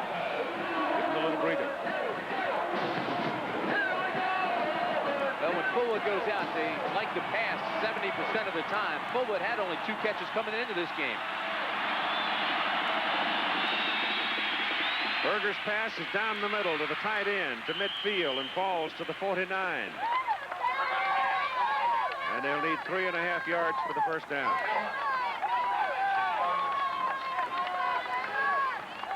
Three minutes to play in the game.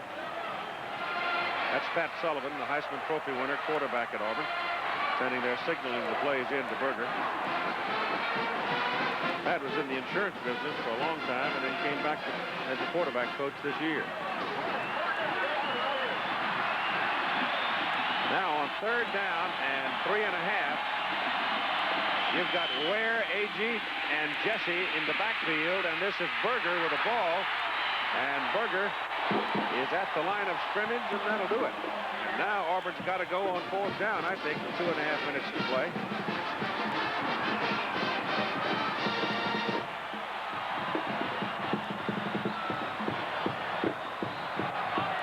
Timeout called by the Auburn Tigers. 2 minutes and 18 seconds to play in the game. Madeline Kahn on Having It All. What is this fascination we have with having it all? Haven't you ever wanted it all? Just a tiny bit.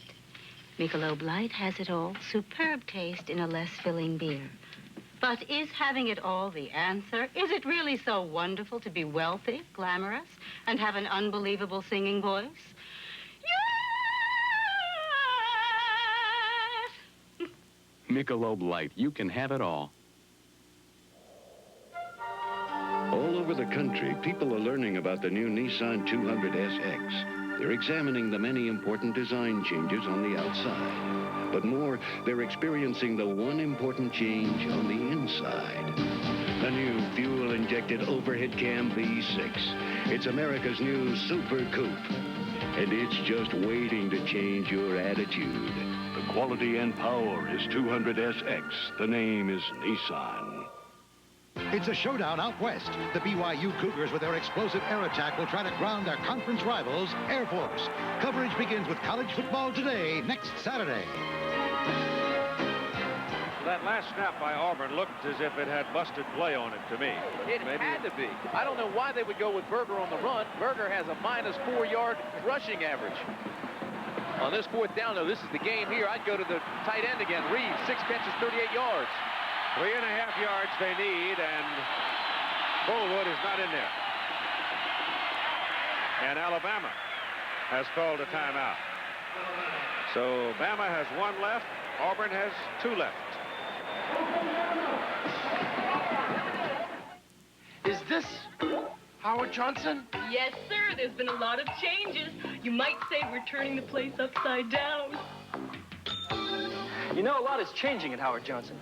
New rooms, new furnishings, and new attention to service. It's different. I like it. 1 second. I'm just straightening up.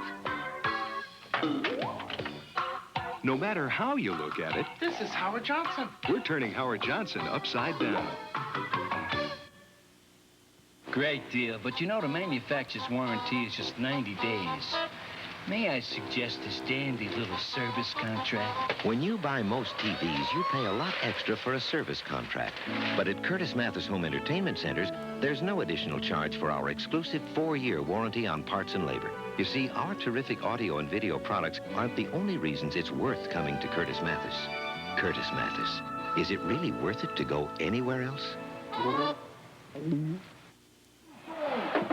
We're still waiting for 4th down, 3.5 yards. Auburn's ball. Interesting that Berger had gone to the sideline with the tight end. Reeves.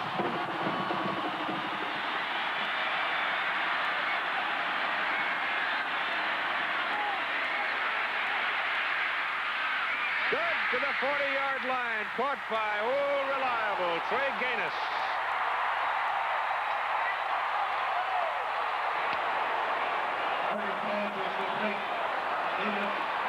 Perhaps the most consistent receiver there. He was looking first at the tight end, but the tight end was covered. He came down and hooked. So here comes Trey Gaines right behind the tight end. And what a catch he makes. Boy, he extended, caught it the only way he could, down on the ground and pulled it in. His 2nd catch of the game. And Fullwood checks back in. 1st down, just short of the Alabama 40, and Fullwood with a hole on the right side. Pops it, keeps going, down to the 20. Oh, I tell you, if he's hurt, he's got more gizzard than any man I know, because he went slamming over that right side, and I thought he was going to go all the way.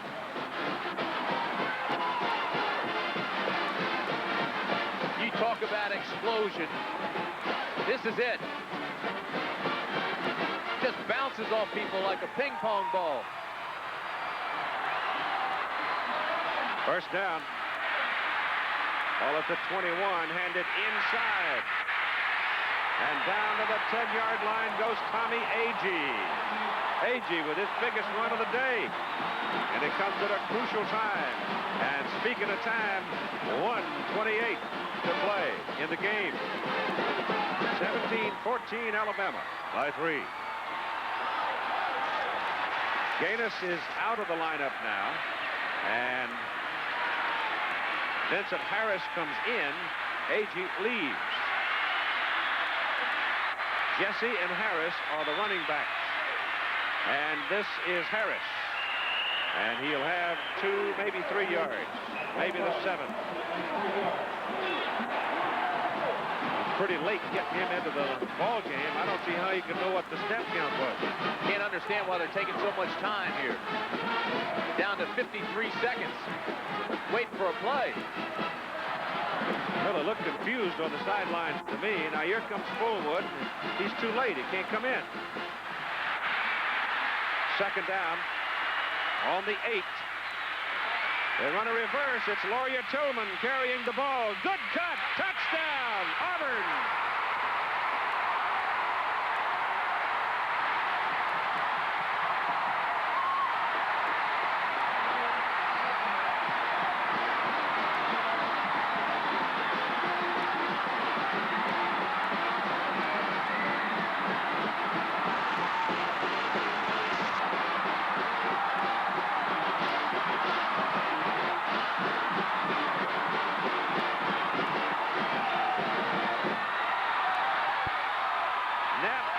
Point kick is good.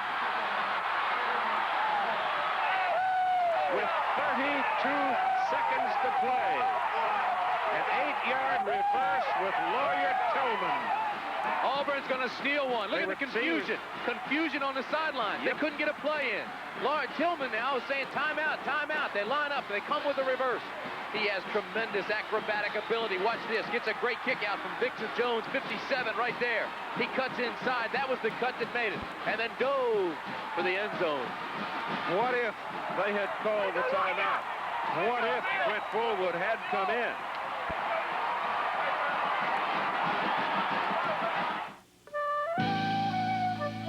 To those people who haven't yet said bye-bye basics, hello, Nissan Sentra, who haven't experienced the longer, wider, roomier Sentra, who haven't known the superior fit and finish of Sentra. To those people who bought basic when they could have bought a new 1987 Sentra, Nissan would like to say, relax.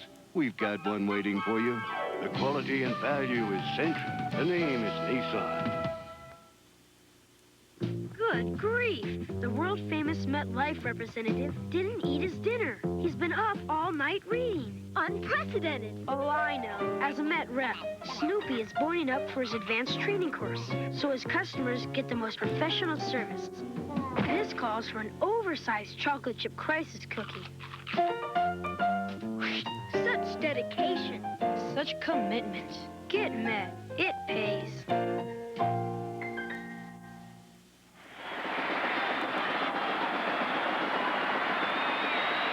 Well, it's 21-17. Alabama with only one timeout remaining. 32 seconds to play in the ball game. And if you're covering kicks, this guy can break your day. He averages 26 yards a return. High hanger. Put it in the air and kick it right to Humphrey at the 6. And he comes back to the 31. And the clock shows 27 seconds. That's about 3 plays. I can't believe they kicked it to him. Keep it on the ground, squib it. Don't allow a return. I would have tried to squib, I believe. Boy, I tell you what. Auburn gets away with one here. Total confusion. Fullwood comes off. Fullwood goes off. Tillman tries to call timeout. Nobody sees him. They finally run the play, and he scores. He's going to be a great player. Well along already. On first down, Mike Shula back. Gets his pass off down the middle for Al Bell, and it is knocked away by Arthur Johnson. Second down and 10 and 22 seconds to play. 21-17, Auburn. Shula's longest pass today is only 14 yards. You know they're going to go to Bell. He's their big play guy. He drives down and tries to come across the middle, but this is great coverage here. Look at this. Timed perfectly by Arthur Johnson, the strong safety.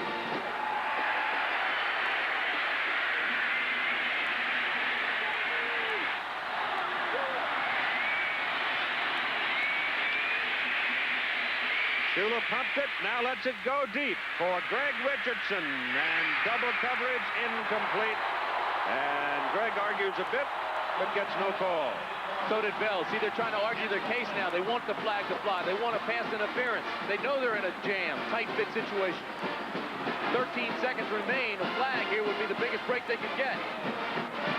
No, that's good coverage. Good coverage. Everybody's going for the ball. Chip Powell was going up for the interception.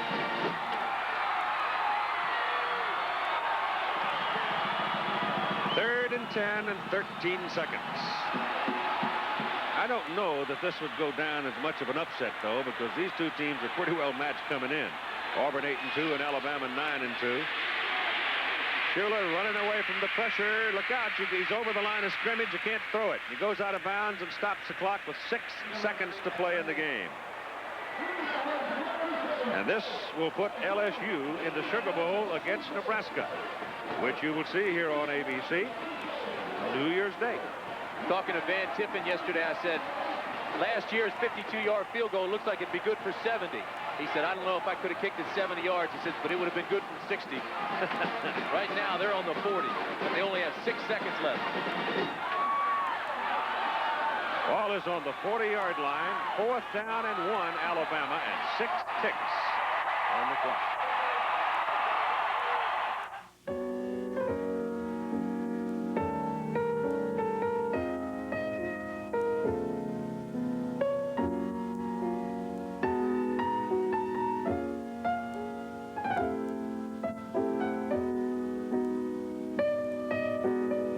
At the University of Alabama, bringing out the star quality that's in everyone is our proudest tradition.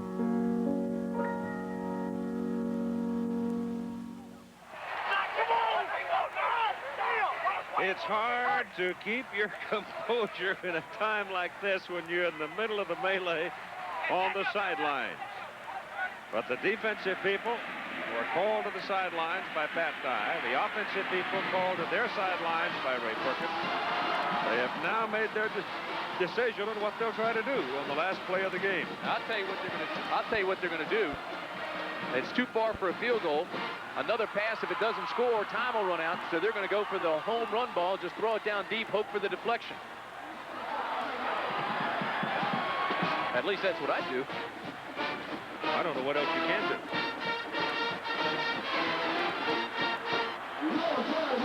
Arthur Johnson is playing center field along with Carlo Cheatham, so there are 2 of them way back down on the 15-yard line. Mike Shula gets it away, and it's in the crowd, and it is batted down.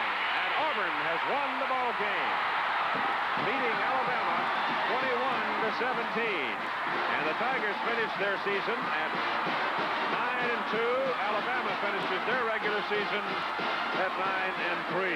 Alabama having played last August in the Football Foundation Hall of Fame game up in Meadowlands.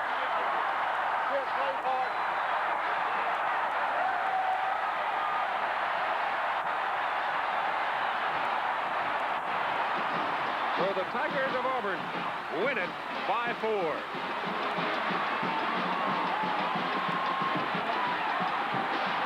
And I am sure that is getting quite a response in Baton Rouge. The most valuable players of the game, Brent Fullwood for Auburn, Bobby Humphrey for Alabama. Both running backs had a tremendous day. The respective universities received for their general scholarship fund $1,000 from Chevrolet.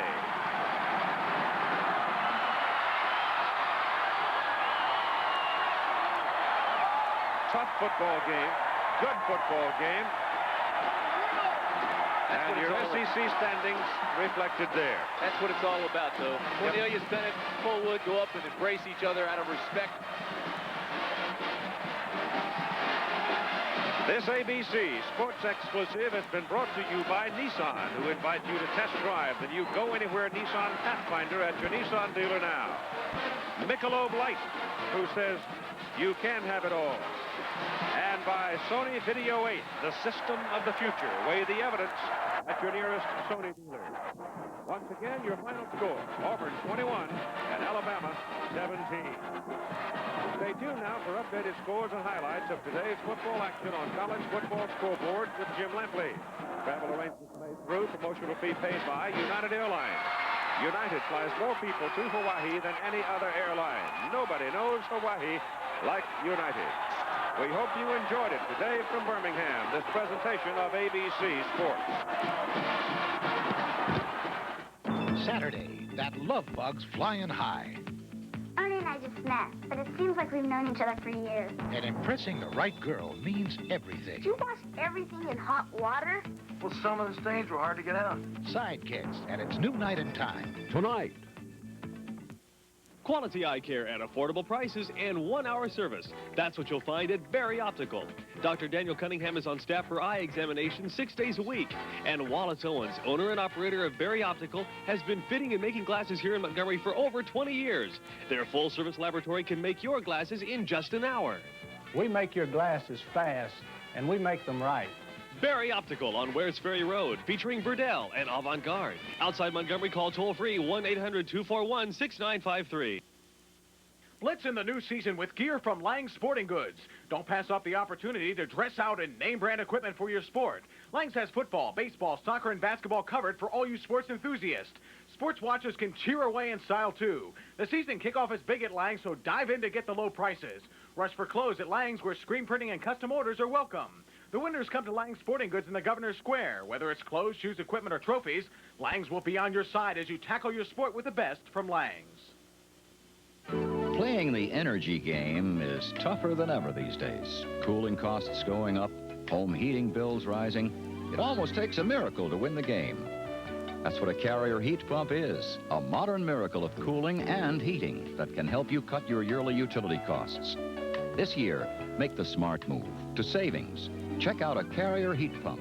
Here's where you can get full information. In Montgomery, see Sam Bryan Heating and Air Conditioning, 722 Summit. Covering Montgomery, Sally Lewis, Newswatch 32.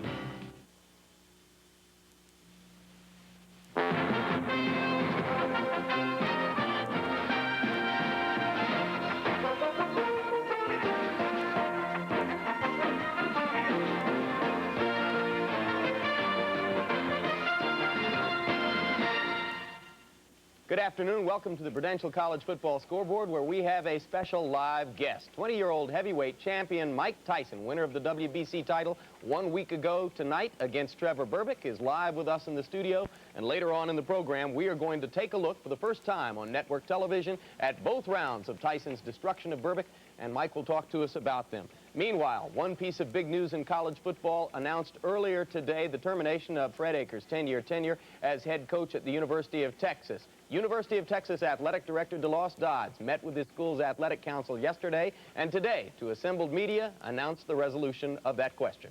Football coach Fred Akers is being reassigned to other duties within the university for the remaining 5 years of his agreement.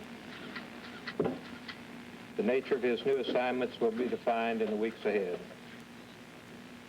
We will initiate an intensive national search for a new football coach. Because of a Texas state law which requires a public job to be advertised and held open for at least 10 days, it will be at least that long before we know who Akers' successor in Austin will be. Meanwhile, you saw Auburn defeat Alabama 21-17. Of course, victory coming on the dramatic play with 32 seconds to go and the clock running, when Auburn, which had gone to a running play on first down, came back with another running play. Lawyer Tillman taking the handoff from Tim Jesse, going 8 yards on the reverse, which brought the Tigers from behind. At one point, they trailed 17-7 in the game after Bobby Humphrey had the big first half for Alabama. But on Fullwood's second touchdown of the game and then Lawyer Tillman's TD, Auburn came from behind to win at 21-17. And what is he trying to hide? It's the line! It's TV's funniest family man. We didn't do it, dear. And Theo told us not to clean it up. He's got his own way of raising kids. You are guilty of contributing to the delinquency of a 6-year-old. But everybody knows who's really in charge on The Cosby Show.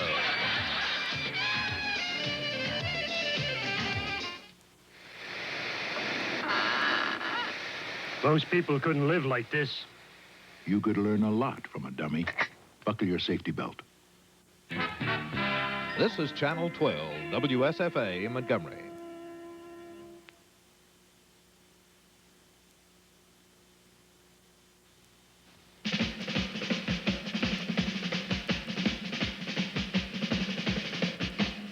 The Auburn Football Review with Coach Pat Dye is brought to you by Colonial Bank, bank with the future, and by Snapper, the leader in quality lawn care equipment, and by Farm Bureau Insurance and Federated Guarantee Life, available from your Farm Bureau agent, and by Godfather's Pizza's new Hot Slice, pizza by the slice for lunch, and by your local Coca-Cola bottler.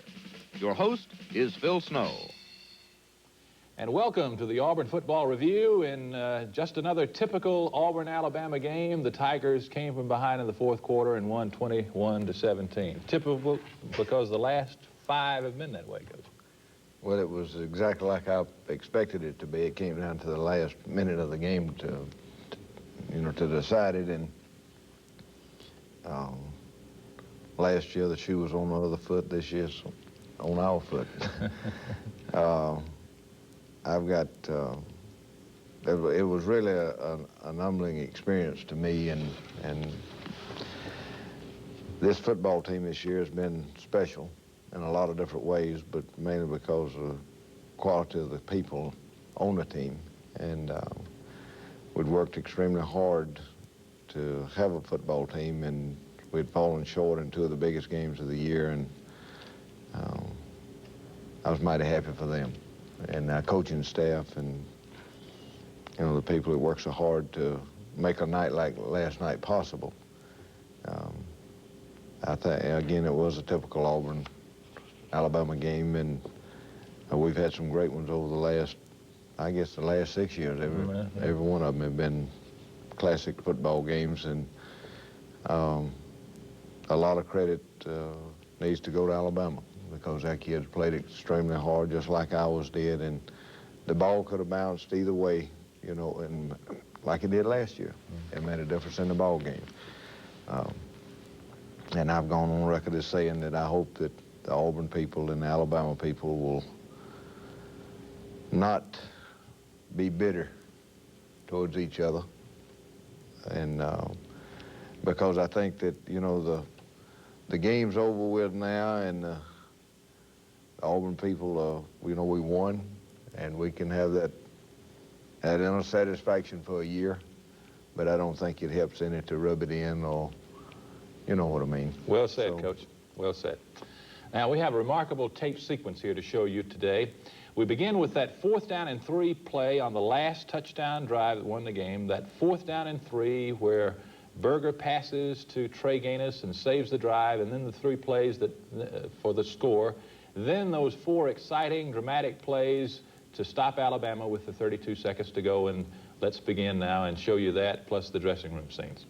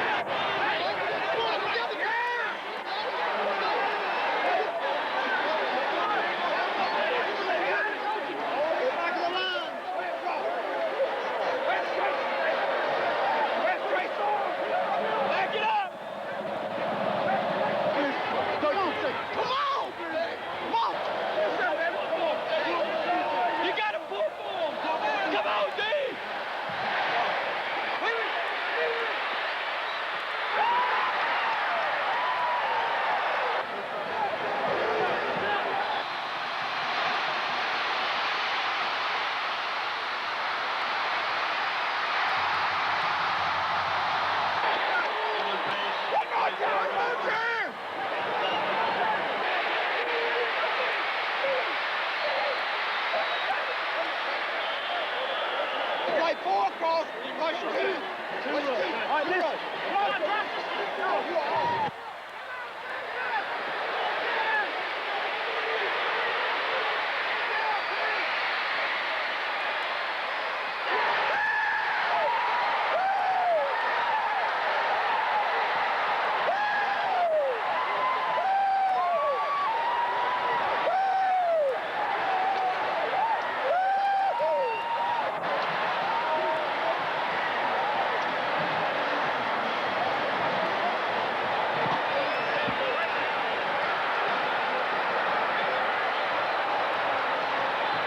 We beat them.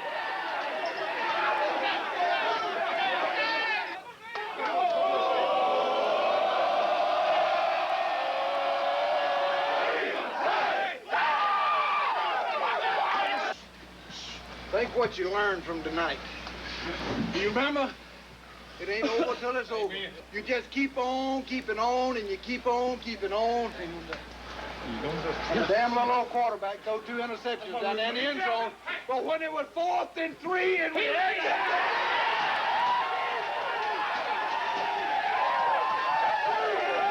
I'm gonna tell you something now. It's just gonna be awful easy for you to get swallowed up in all of the damn praise and the glory that you're gonna get. I'm gonna tell you something. And take that and enjoy it. Use it in the right perspective.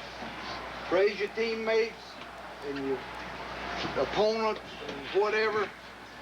And everybody in here had a part in it. I'm mighty proud of our coaches. Yes, sir. Hey, we got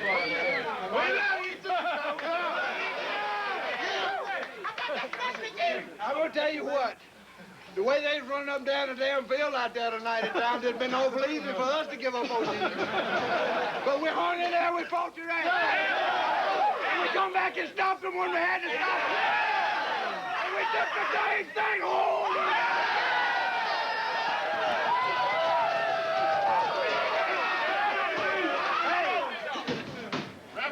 This makes it all worthwhile.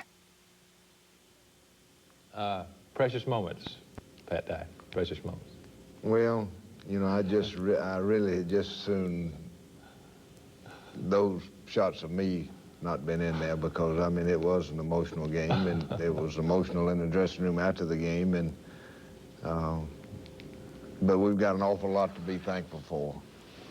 Feel it's like I said, it's an humbling feeling when you get right there. It is. It's been a tough year in a lot of different ways, but got a lot of people to thank. I can start with Sue and the kids. They've been. Y'all got so excited you went out and got a pizza last night to celebrate, didn't you? Well, I had pre-planned what I was going to do, win, lose, or draw. I told Sue I'm coming home. I'm not going to wallow in the glory and go out and celebrate in Birmingham if we won, and I was not going out if we lost. I was coming home because I had some thinking that I wanted to do myself. And so Sue and I came home to Auburn and flew into the airport and got in our car and drove by Toomer's Corner. All the toilet paper was wet. And went down the street to Godfather's and got a pizza. All right. And then went home. Well, that's a good time to thank your sponsors. I would like to thank Mike Carter and Godfather's Pizza, Joe Brady and Snapper Moores, Phil Richardson and Goodwin Myrick with Farm Bureau, Willie Moses and Bill Hitchcock with Coca-Cola, and Mr. Bobby Lauder at Colonial Bank. And we deeply appreciate your support and sponsorship. We couldn't have a program without you. We'll be back in just a minute. We used to have a different insurance company for all our insurance policies. But when something went wrong, we were never sure who to call. So we got Farm Bureau Insurance to insure everything. It's a lot easier. It's more convenient. And there's no confusion. We got one company, one agent. And only one phone number to remember.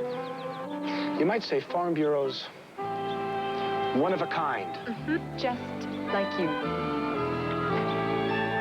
Oh, no. Looks nice.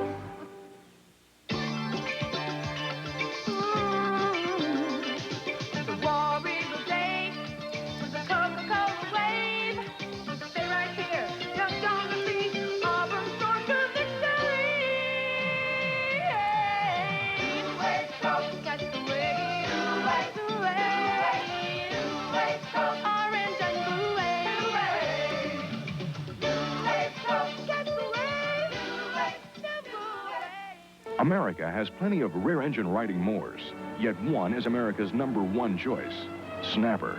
#1 because of superior performance. #1 because of low maintenance. #1 because more Americans buy Snapper than any other brand of rear-engine rider. Join the millions of satisfied users who have made Snapper America's #1 choice. Find your nearest Snapper dealer in the Yellow Pages under lawnmowers.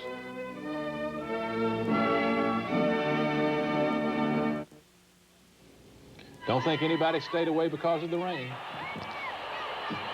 Well, it was a nice day for football. Really, it was cool and a little mist falling, but it wasn't enough to hurt anybody. I want to tell you something. There's a guy right there that knows how to play the game. I'm telling you, he is a great football player. Great effort on the part of Shan Morris right there to save a touchdown. And he Alabama, I think we had stopped Alabama maybe once or twice, and we'd move the ball a little bit, and of course they take this one in. And Bobby's got great leg strength and as fine an eyesight as any running back that I've ever seen. And he's just, and of course, Alabama's offensive line is by far the best that we've played against all year long. Bow up down here some, but they score on the third try. I'll tell you, Phil, in times during the game last night, I guess that we played really well defensively. And had some big series where we stopped Alabama, particularly when we had to get the ball back in the fourth quarter. Right. And, of course, there's a guy right there that knows something about running it also. Boy, what a game. He just great run, and I don't know, he's just, he's got the acceleration, he has got the great eyesight also. And you came back and answered on this first drive, which was very important. I think we established the fact that we were going to move the football the first time we had it. And it probably was a signal to Alabama that we were going to throw the football. We had just gone into the game and we were going to throw it and throw it and throw it. And just, we didn't feel like we were a good enough football team just lined up and run it on Alabama. And we felt like that with the kind of athletes they got in the secondary at linebacker, that we were probably going to turn the ball over some and throw interceptions. But there's another, well, that's for the touchdown right there, the first play of the second quarter. And 18-yard great run. Run and blocking here. Walter Reeves and Tommy A.G. and Jim Fuller, and there's Stacy Dunn and Stacy's Searles. And just, there he goes again. All right, now this is their touchdown drive to go ahead 14-7. Right, they take it and they're kind of methodical with it. They run the draw, run the sweep, but they're running. I'm just so proud of our secondary. Feel that Shan Morris got hurt, and as a pick route, I'm going to cut that out and send it to Mr. Pedestal. Oh, me. But anyway, there's a guy right there that, you know, is giving Alabama a lot of thrills to number 11. This is a drive where they were trying to take a big lead. This is a big series right here, because we do stop them before the almost fumble that ball there. I wish we'd have had a chance to get a score. Tackle by Kurt Crane. I don't know how many tackles Kurt made last night. He must have made 2 dozen. But here's a great interception. Kevin Porter. I believe Alvin Briggs would have intercepted it if Kevin hadn't. But it was a big play right before the half, and it took any momentum that Alabama would have gone in half with away from them. And that was very, very important. And, of course, I mentioned to our squad at halftime, I said the last time that we won the game in Birmingham, we were behind 16-10 at halftime, and I felt good at half. I knew that we had to stop Alabama from running football, and I knew that we had to do it in the third quarter. And, of course, we come out and we turned the ball over twice in the third quarter and moved it and stopped them. We didn't really get into the game until the fourth quarter. We'll talk about that in a minute, right after this. Just done right away, please. The pulse quickens. The mouth waters. Words are spoken incoherently. These are the early warning signs of a Godfather's Pizza emergency. The only instant cure is Hot Slice. New from Godfather's Pizza. Fresh hot pizza by the slice in just minutes. Oh, Godfather's Pizza. New hot slice of Godfather's Pizza. What are you waiting for? Does anybody know you at the bank? At Colonial Bank, we believe banking is a people business. Here in Clanton and in every office from Huntsville to Mobile, Colonial bankers are local people. We want to get to know you, to serve you better. Bank at Colonial and bank with someone you know. Pat, Doc? It's a great feeling.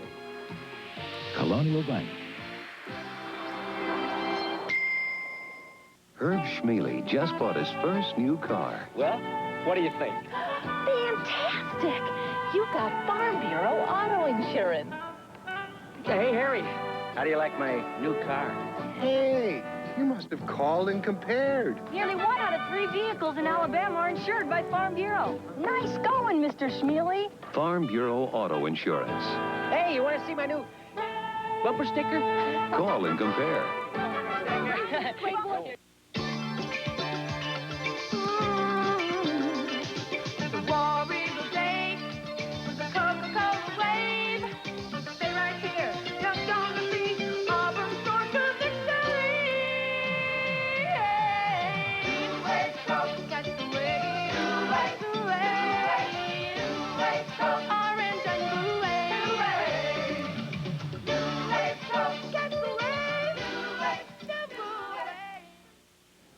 Blood supplies continue to be critically low across at blood centers across the Southland. Auburn School of Pharmacy is searching for an answer to the problem.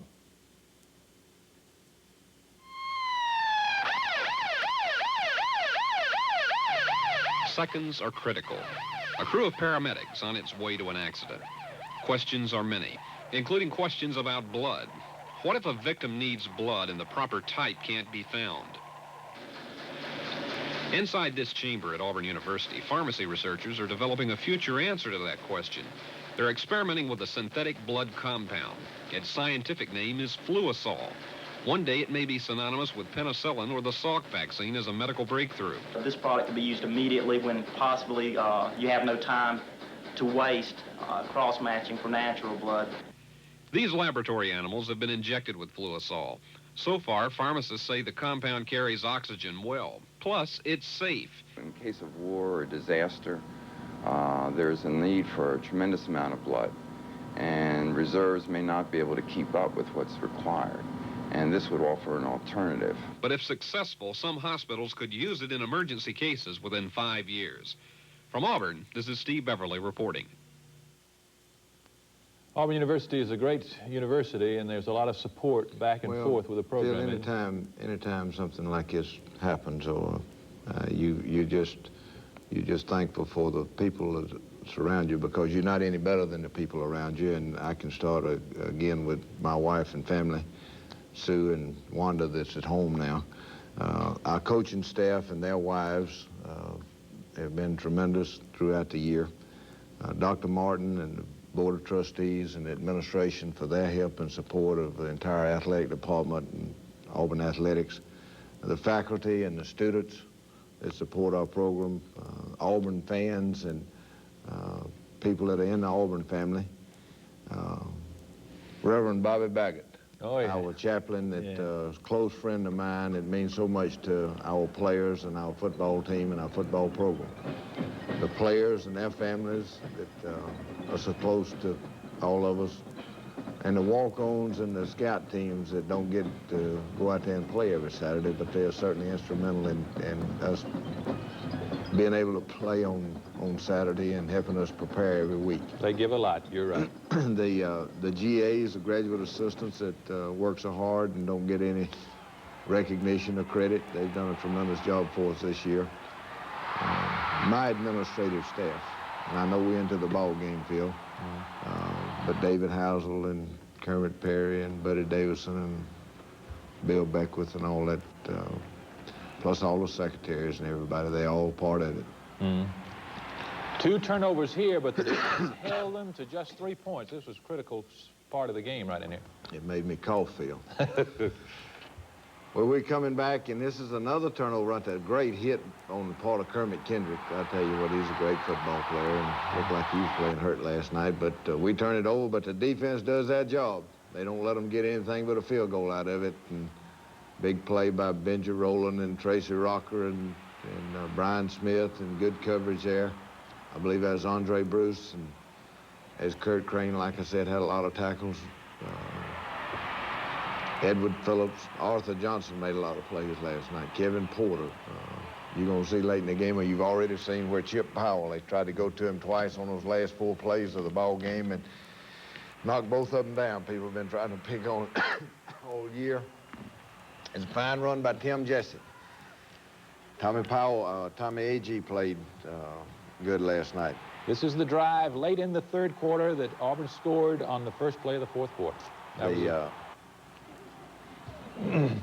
Our coaching staff, Coach Blakeney and Callaway and Casey and Sullivan and Daniels and Jay Jacobs, they had an excellent game playing for Alabama, and they stuck to it and did a great job with it.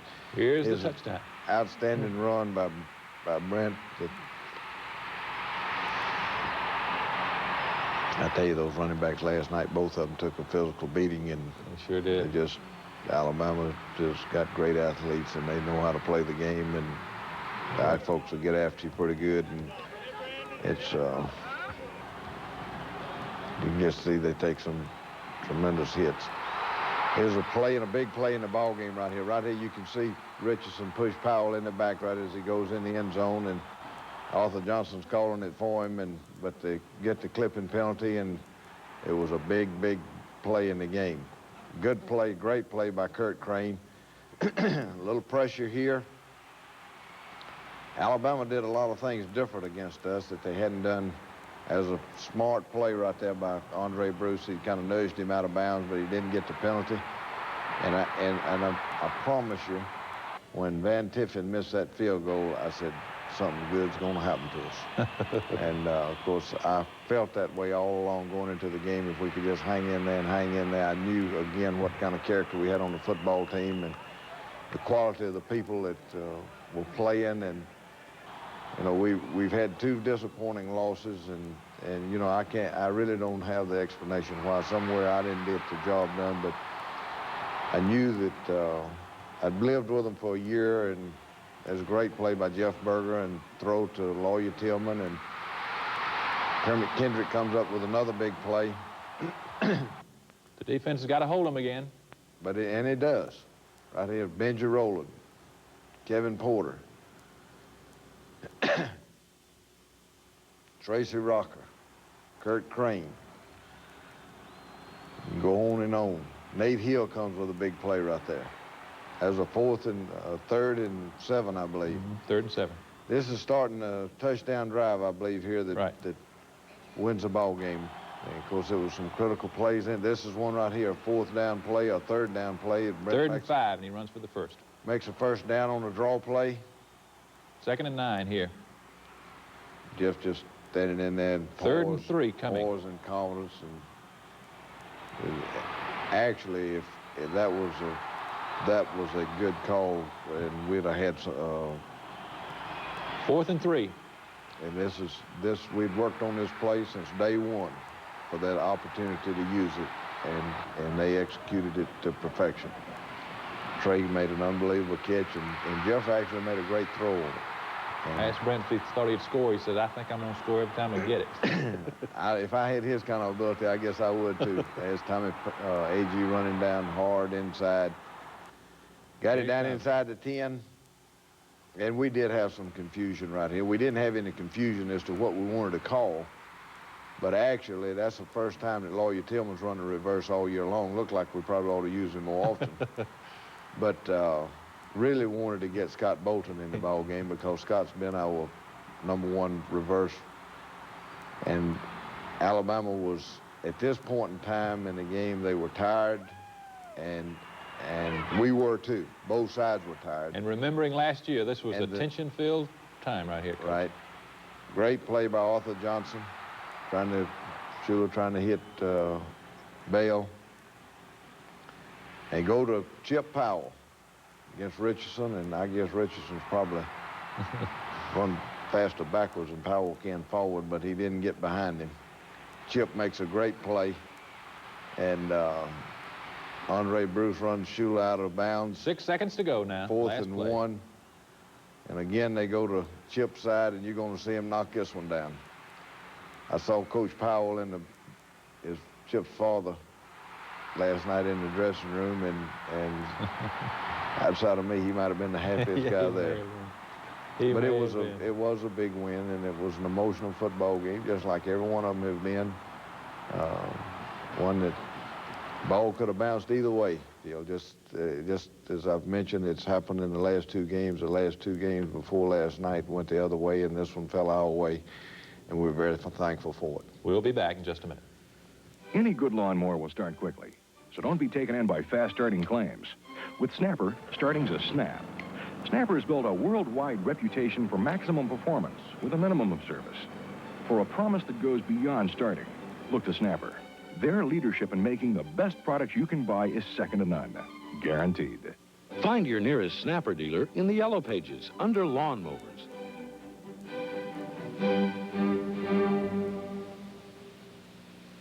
Step right away, please. The pulse quickens. The mouth waters. Words are spoken incoherently. These are the early warning signs of a Godfather's Pizza emergency. The only instant cure is Hot Slice. New from Godfather's Pizza. Fresh hot pizza by the slice in just minutes. Oh, Godfather's Pizza. New Hot Slice at Godfather's Pizza. What are you waiting for?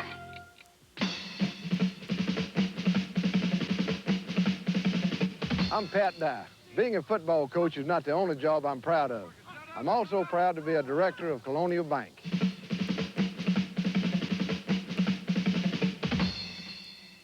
Colonial Bank has a great future.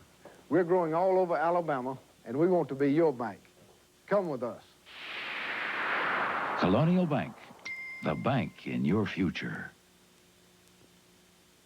Let me say a quick thanks to our Auburn crew that worked so well, such professionals. Vic Irving, our cameraman, Floyd Dozier, our main cameraman, Harold Ezell, our editor, and Harold White, our engineer, and Judd Welch, who helps us. And then Arlen Carr, our director, and his folks here in the studio, Bill Ford, Granitha Baldwin, Ken Moore, Butch Geyer, Richard Walker, Bruce Thomas, the engineers, Dave Bradley, Roland Townley, Steve Cohn.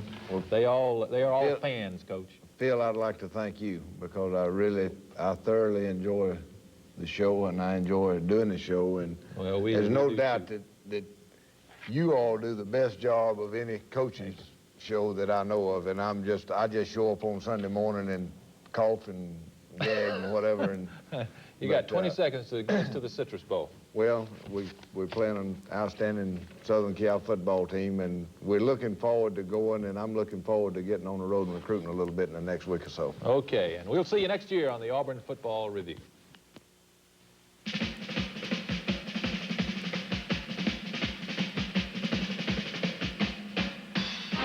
The Auburn Football Review with Coach Pat Dye has been brought to you by your local Coca-Cola bottler and by Godfather's Pizza's new Hot Slice, pizza by the slice for lunch, and by Farm Bureau Insurance and Federated Guarantee Life, available from your local Farm Bureau agent, and by Snapper, the leader in quality lawn care equipment, and by Colonial Bank, bank with the future.